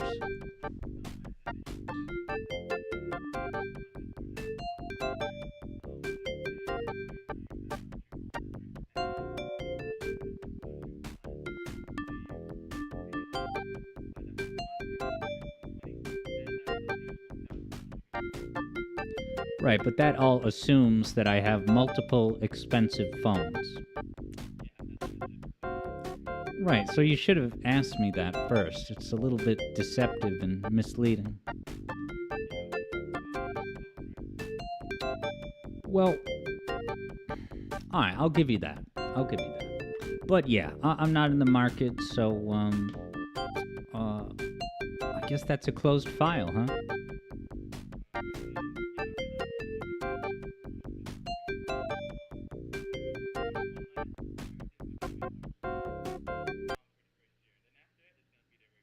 TD Complete Checking is here for all life's adventures. A job you love, a partner you love. I'm gonna say life no you at this love. time, but thanks for reaching out. Goodbye.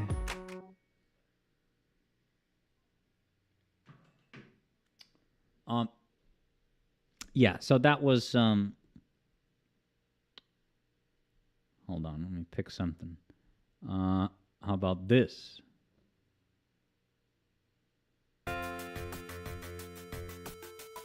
More train content? How about this?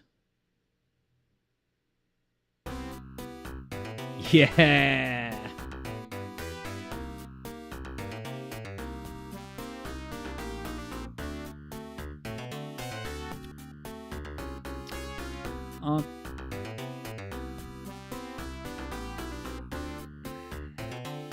Silver Sylvie knows what's up. I'm telling those hoes that I'm busy. So, I mean, the only reason I would even have taken that call or even considered taking is because it is my internet carrier.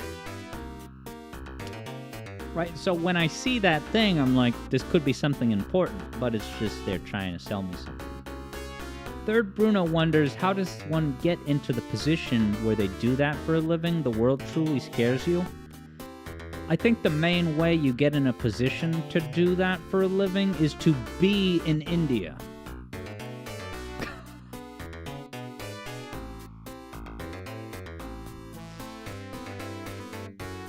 Yeah, EB Boy says everyone has a job, right? Someone's got to do it. JJ's getting Hilltop bass vibes, and so am I now that he said it. But yes, Elmarian had a good prediction about what the reason for the call. We are calling you about your 25% video. We would like a few words. We heard what you said about being unqualified to make an informed comparison of quality between games, and, well, we have questions. Give me your worst internet service provider. This would be a good night theme. Alright, so, Icantu says, what are some of these soundtracks I've been listening to? I must be joining a group of only a few hundred people who have heard these compositions before. Yes, and Keo says the is going to become the new 25%. Perfect. So yeah, I can too. I recently undertook a 50 states project, not actually 50 states, that's an inside joke, but an arc to listen to all the Genesis soundtracks. So I've kind of been starting in alphabetical order, but the main reason I strayed from alphabetical order is actually because of this channel. I'll zoom up so you can see it. Mega Drive Music. If you look at this channel, I don't know what his criteria is for which games he picks to upload music from, but if you look at his last, even just 4 or 5 months of uploads, you'll see multiple Mega Drive soundtracks, stuff that I'd never heard of, and like most of it is good stuff. So I'm just kind of on a master quest to at least listen once to all 800 and something soundtracks. And I will say that I will, for this first pass, I am giving a heavy preference to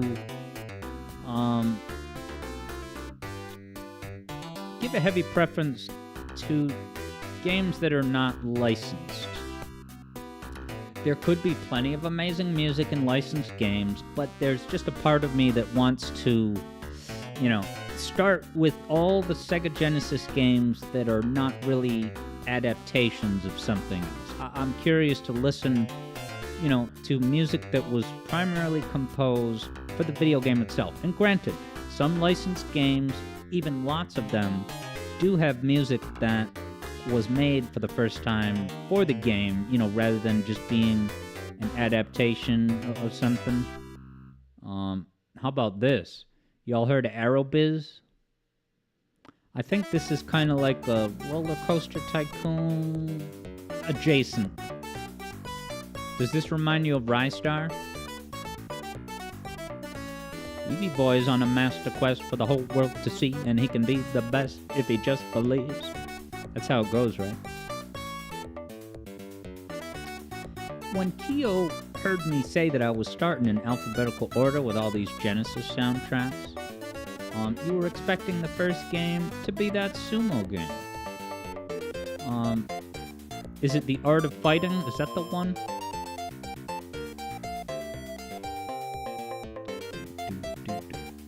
Alright, so I'm gonna now click on another Aerobiz song. And what your assignment is right now is to listen to the music and definitively comment. Is this music you're about to hear, is it a respectful iteration, a respectful manifestation of what it's clearly drawing inspiration from? You ready for this, man? This.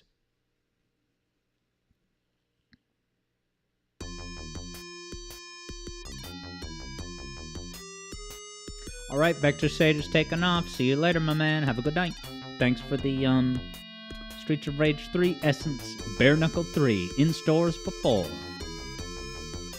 But yeah, Keo was sensing a little bit of Planet Flora 1-2. Okay, Keo says that there is indeed a sumo game that starts with Our Real Monsters is a sumo game? Wow. Just joking. I did find a video on YouTube that was, it was a very long video about the topic of, I guess you could say, disrespectful, cheapened, commodified manifestations of like Middle Eastern musical culture, in video games or whatever else. And I got a little bit of pushback from that on the Sandopoulos video. I was almost surprised that I didn't get more pushback on the Sandopoulos video. I guess the main... Now, how about this? You're going to recognize this right away. This will be the last Aerobiz song.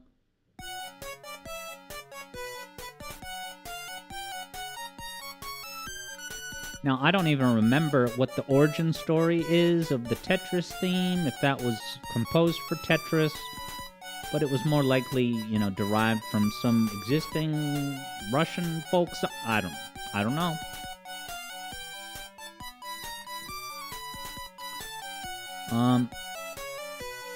Yeah, I Can't Do says that my game plan is a good way to go. Like I'm some sort of video game music archaeologist, so I'm sure to uncover an unknown song from some game that very few people have heard. Hell yeah. Yeah, Keo says that it is a folk song, but that's just about everything Keo can say before a Russian Yardigan steps in. Alright, why do I think my upcoming bonus video is going to be in the same tradition as the 25% video? That's for it has two specific aspects that put it in that same neighborhood. You ready? And those two aspects are, and this is kind of subjective, right? But those two aspects are presentation of information that will make you go, if I've done my job right, it will make you go, all right? But also, it will make you laugh. If I've succeeded, you will laugh your ass off at this video. It has everything. It's a capital V video. Check this out, though. Now, this style of, like, really grungy bass, you know, is super common on the Genesis. I try not to pick too many songs that have that kind of intense, poisonous sludge bass, but I do like it in proper amounts. Radioactive Sludge Genesis bass. Yoshi's getting Earthworm Jim vibes. Ikantu says, the snare hits right of the rip were good stuff. Yeah, and then Keo says, it's curious that I call it sludgy. I know it sounds like a negative. I don't really mean it that way. It's just when I hear this type of bass, I picture like lava, almost kind of like bubbling. So maybe not sludge, but like radioactive liquid that's like hot and very, what's the word? Volatile. Genesis DNA right there indeed, Eevee boy. Interesting. Third Bruno says your sense of humor confuses Third Bruno because not really a lot of things make you laugh. Alright, so that means, Third Bruno, that if you ever, like, the times that you do the laughing emote when we're here on Twitch, if I see that laughing emote from Third Bruno, now I can be like, yes, it's not easy to make Third Bruno laugh, so when I do, I gotta celebrate the W. So here's a question, Third Bruno. When you watch the Shadow video, did you think that video was funny? For example. Yeah, Silver Selby says, Green Ooze Grunge. Dude, that was the era. It was all about the green ooze. There's that Genesis game called The Ooze, isn't there? Alright. Here's what I think is an RPG that I found called Arceus Odyssey. And I've really liked what I've heard from this.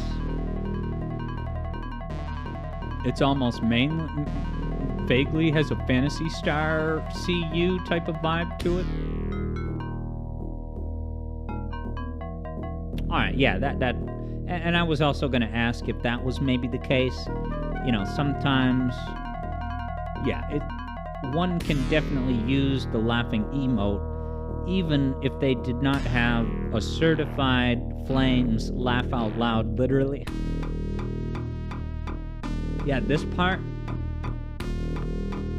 this feels Phantasy Star-ish to me, and I like it a lot for that. Nice. Keo says that these Arceus Odysseys were the faves from your list. Yeah, I Can't wonders, what is the context for this one? Some sort of dungeon? I would think yes. And there's part of me that wants to pull up the gameplay, but also a fun thing about this whole arc is, listening to it and just kind of feeling, right? Video game music, in some ways, is a little bit at a disadvantage when you're hearing it without the context. And I find that that becomes more and more of the case. It's not even a good or bad thing, it's just the aspect of whether a song or a whole game soundtrack, can it stand on its own outside of the game? Can you make sense of it and get enough out of it? Or does it really require, repeated listens and in-game context for it to click? I find that a lot of Genesis music works very well on its own. And that's not even to say that Genesis composers were better. It just so happens. Elmarian's reflecting on this change of sounds. Yeah, JJ says LOL even out loud when he finds something ironically amusing. Alright, Super Rayman's got the hot details about this. Arcus Odyssey. It's an isometric hack and slash game, kind of like Gauntlet. Gauntlet mentioned. Alright, we've instantly found Elmarian's favorite, so this is the standout for Elmarian and Keo. That's how you know it's good. Eblo has the certified LOL, L-A-W-L.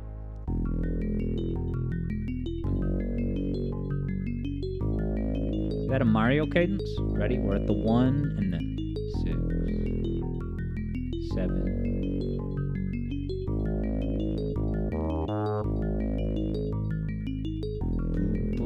I can't tell if there's a major third in there. So it's a ambiguous Mario Eggman cadence. Alright, Super Rayman says, Arcus Odyssey is actually a pretty fun game. It was supposed to be a SNES version, but it got canceled. Now, as I, day by day, night by night, go through this Genesis Odyssey, I find that the best time to listen to a new soundtrack is at the very end of the night. When I'm getting ready for bed and I'm wrapping things up at my computer, brushing my teeth, for me personally, that's the best time to sample new music and grab the things I like. But if I'm just doing stuff throughout the day, I got this now 90-track playlist. Throw on shuffle at any point. Yeah, Keo wonders if this game would qualify as a Sega first party. Now, let's see how hard this game's password music goes, right? So, what you're about to hear is what you hear when you're entering the password to resume your game.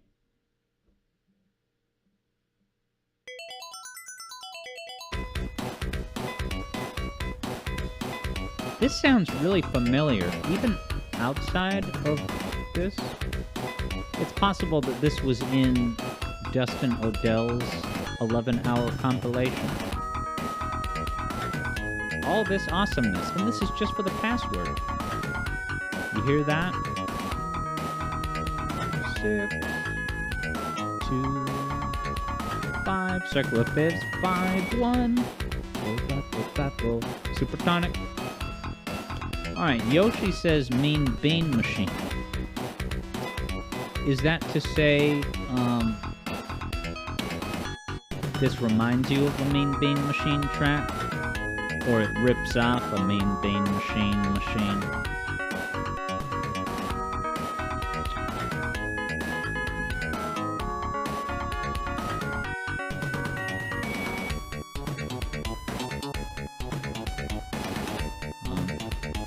Alright, Yoshi confirms. Alright, we're kind of winding down. Let me do a quick Arcus Odyssey map. This is what you hear in the map song, and it was so good, I saved it. Oh man, I love this. This is so great. Listen to this. hope the volume's loud enough. I'll put it up a notch. Yeah, this is so Fantasy Star. I love it. Chao was getting Pugsy vibes in that last track. Evie Boy's taking off. Have yourself a great night. And yeah, we are going to wrap up pretty soon. I'll sample at least one more game. And then I'll bid you all good eve.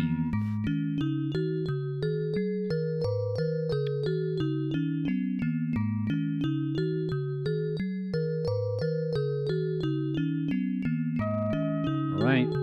Now, what I find is kind of a sleeper hit source of good music are these sports games. I'm not saying this Arnold Palmer game is like the bee's knees necessarily.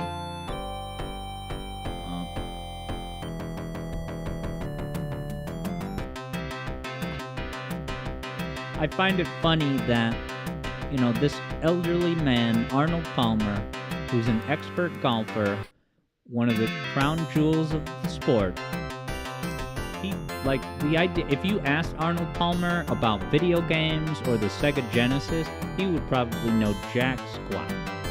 Never mind the fact that his likeness is used, you know, to market the whole identity of the game. You know, this is all an officially licensed thing, but one has to wonder, did they even bother to ask Arnold Palmer? Hey, we had someone approach us about possibly doing a video game.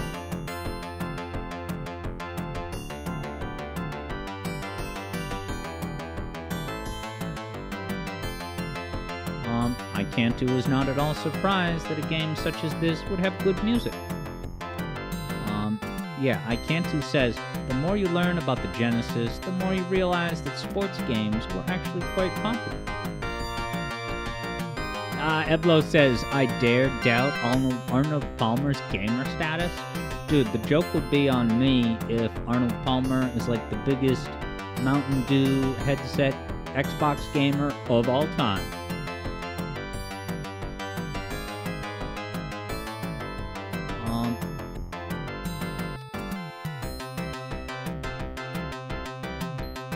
Oh, okay. So, Elmarian, I'm reading what you said, but you're saying, help me understand something about this composer's identity. So, an important thing is that this is a whole bunch of different composers. All the music I've shown you today was not the work of one person.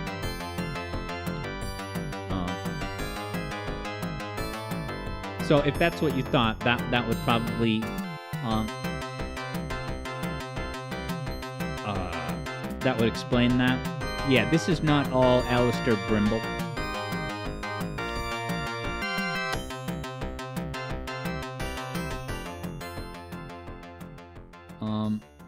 Alright, so I think a good way to end, I haven't added this to my music list yet, but which one am I thinking of? It's another EA Sports game. It's on Genesis. Genesis, Lakers vs. Celtics soundtrack.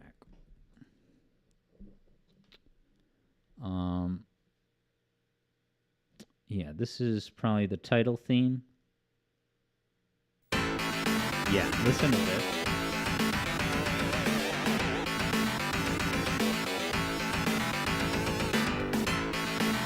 This style of drums and bass is very Electronic Arts. So good.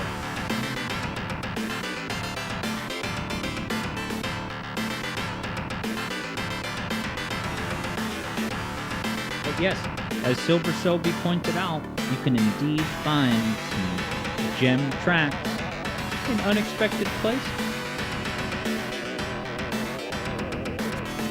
It goes hard indeed, Silver Sobe. And Theo was getting Keegan vibes from the Golfer song. Okay, yeah, sorry about that, Elmarian. Yeah, so this is and this is the first time I've ever done this. I'm definitely gonna do more.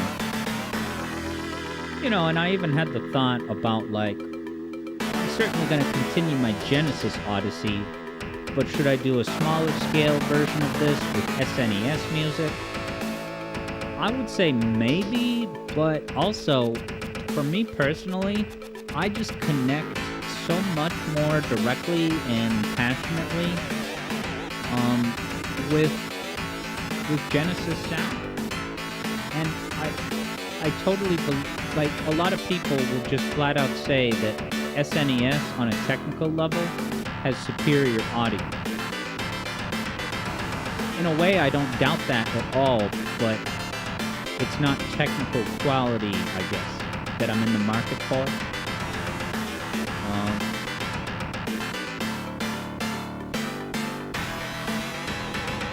Yeah, JJ says, Sonic ROM hackers need to be stealing from these sports games.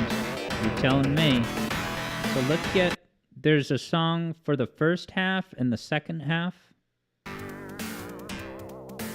This one is pretty good, but I like the second half is freaking awesome. Oh, dude. So, I love this. I have a lot of nostalgia for it, so there's a little bit of bias there, but hearing this beat and the way you're going to hear the pitched instruments come in, but this song is 5 minutes long, which is pretty long for a Genesis, and it has such great, I don't know if you'd call them drum solos per se,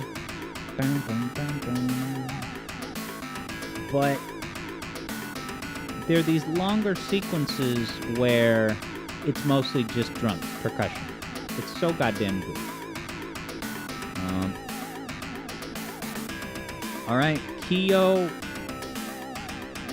Okay, Amarian had said I definitely should, do more of these. Absolutely.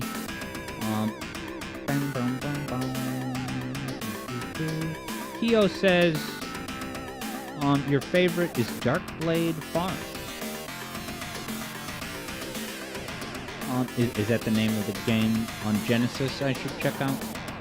Because it grabbed Kyo as a kid. Now, Eblo hears that argument about the SNES quality.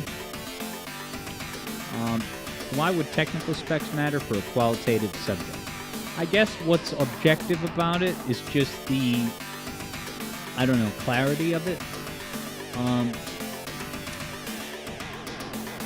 One thing I do know, and I'm really the opposite of an expert with this stuff, but on a basic level, I think I'm pretty sure that the SNES technically uses samples, whereas the Genesis does not. So right off the bat, that's a major difference that I could imagine the tech-minded folks would just automatically consider legit samples in some form to be superior. Yeah, so Rowboat says this is just legit a Road Rash song. And I don't know if you were here before, if you want to hear a much more direct kind of Road Rash rehash, it was the other basketball game from before. It was like Bulls and someone else. It's so funny.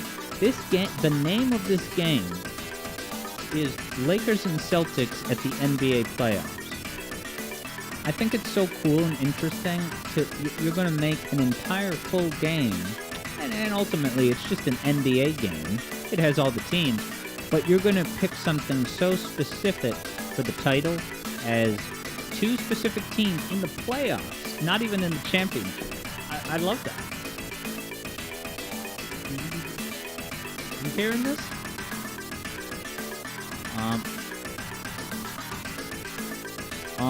For Super Rain Man's pick, it's either the Pugsy's Beach, Cove, or Ending theme. JJ explains that limitations breed creativity, but the SNES had no limitations compared to the Mega Drive. And yet, despite this, JJ has never heard anything on the SNES that has blown him away on the like the Genesis had. It doesn't look no further than the Sonic Spinball menu options theme. Good night, everyone.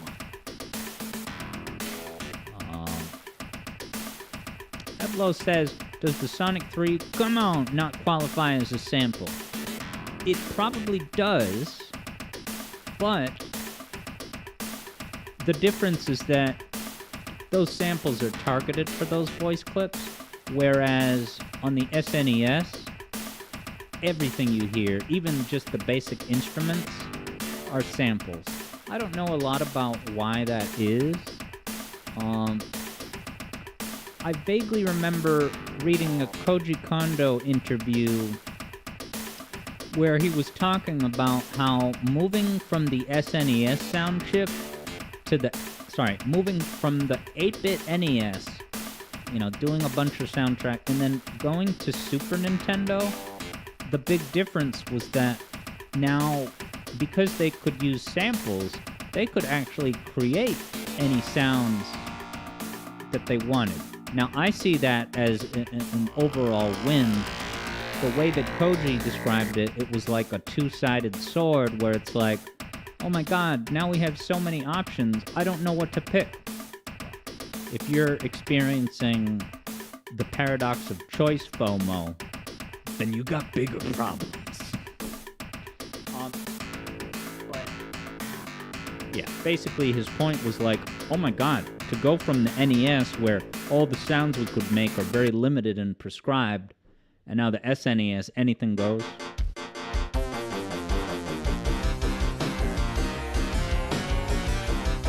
Oh, this is the, Alright, I'm gonna play one more I'm just not ready to leave yet. I'm just not. Is this one grading? I wouldn't have put it on the list if it was. Yeah! I'd never heard of this. I don't know if it's a cartoon or if it's just an original game, but it is by Sunsoft. Yeah. Elmarian says, you love that such a complex music track was composed for a basketball game, the NBA. It reminds Elmarian of Tim Follin's music for Pictionary. Yeah, and I've heard that here and there, but I'm gonna have to listen to that Tim Pictionary soundtrack more. Super Rayman says it's sad that sports games have good music because you're not a fan of sports games. And I don't play them either. I certainly did growing up, though. And...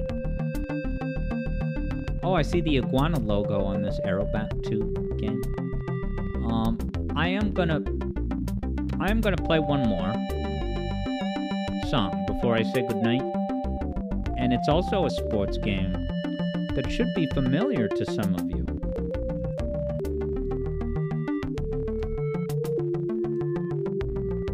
I know you can see it on screen,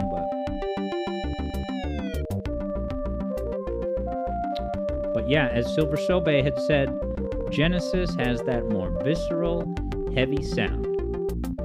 And on that topic, one of my favorite moments of the whole interwebs was an Angry Video Game Nerd episode about, is it called Action 52? It was a Genesis game that was like 52 games in one. And he was playing some intro music from one of the games, and it was just so grungy and dirty in the best way possible in the Genesis era. And you pretty much just hear James at one point just kind of pause and reflect and be like, listen to this. It's so Genesis. I'm gonna look up that clip. Yeah, Elmarian says, Pictionary is nuts. You listen to it with no context, and it is going places. Kyo is saying that, yeah, this also, definitely I can sense the Echo vibes. Yeah, big time. I'm seeing that this is developed/published by Sunsoft and Iguana, with the composer named Rick Fox, which I assume is not the Rick Fox that both played in the NBA, speaking of the NBA, and appeared in the movie Holes, starring Shia LaBeouf. Yeah, JJ's getting some Metroid vibes, too. Super Rayman says, Genesis Action 52 is better than the NES version. But that isn't saying much. Alright, here's my good night tune for you all. You will probably recognize it. I have nostalgia for this song, but it's not childhood nostalgia. It's really only nostalgia for 2022. Because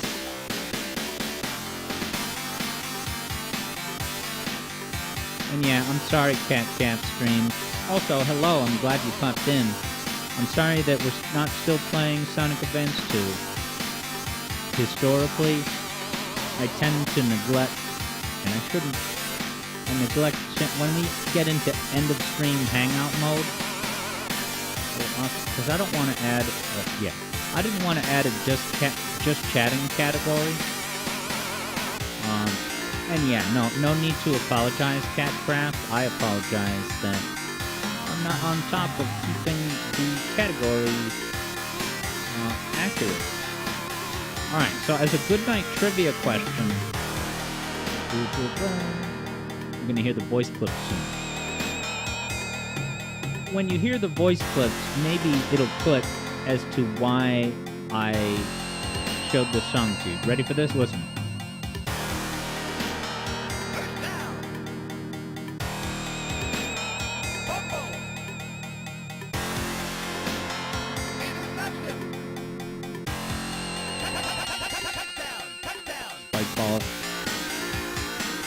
Alright. Silver Soap was getting Ace Ventura vibes. You want to make a disposable, goofy comedy, Sonic 2 movie too? You could do that, but not when Jim Carrey is on staff. Good night, everybody.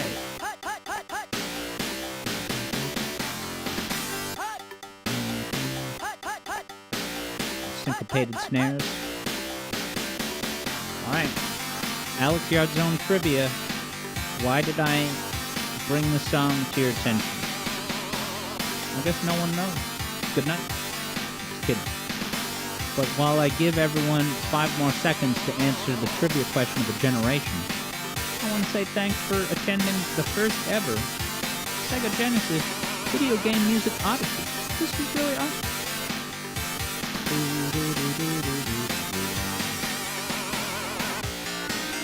This part sound familiar?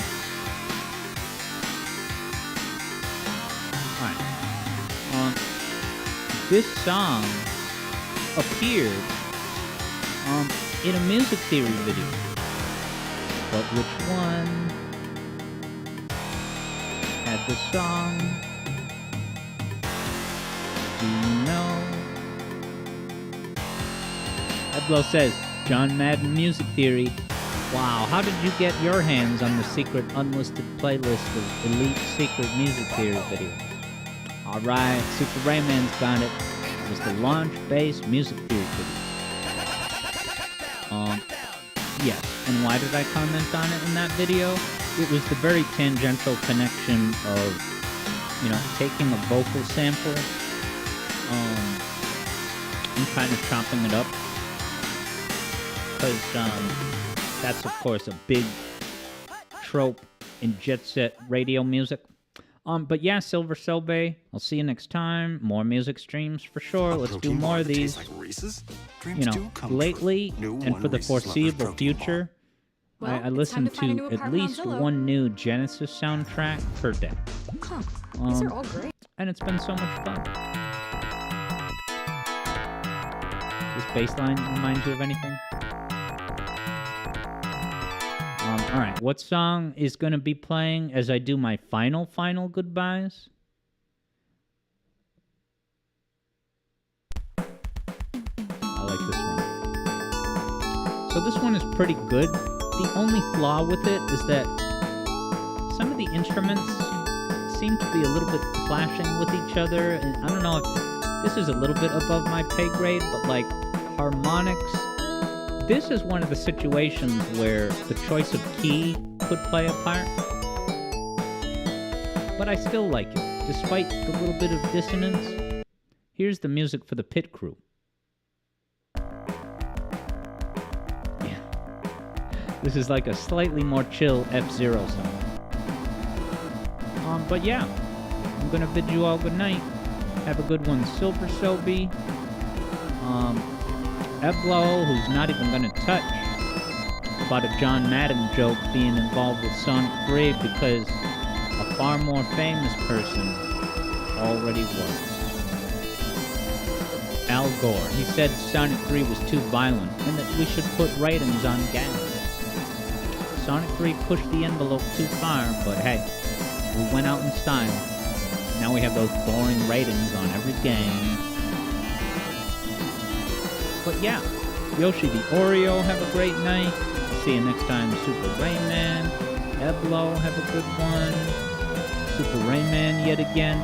Keo, CatCap streams. One of these days, you're gonna pop into a stream where I'm actually playing the thing that's the category. JJ, have yourself a good night. El Marian, talk to you later. Said bye to Keo and Super Rayman. Rowboat. Hi Cantu, if you're still with us. And of course, everyone else in the back row and the front row, beyond those who are typing letters in chat. Thanks for popping in.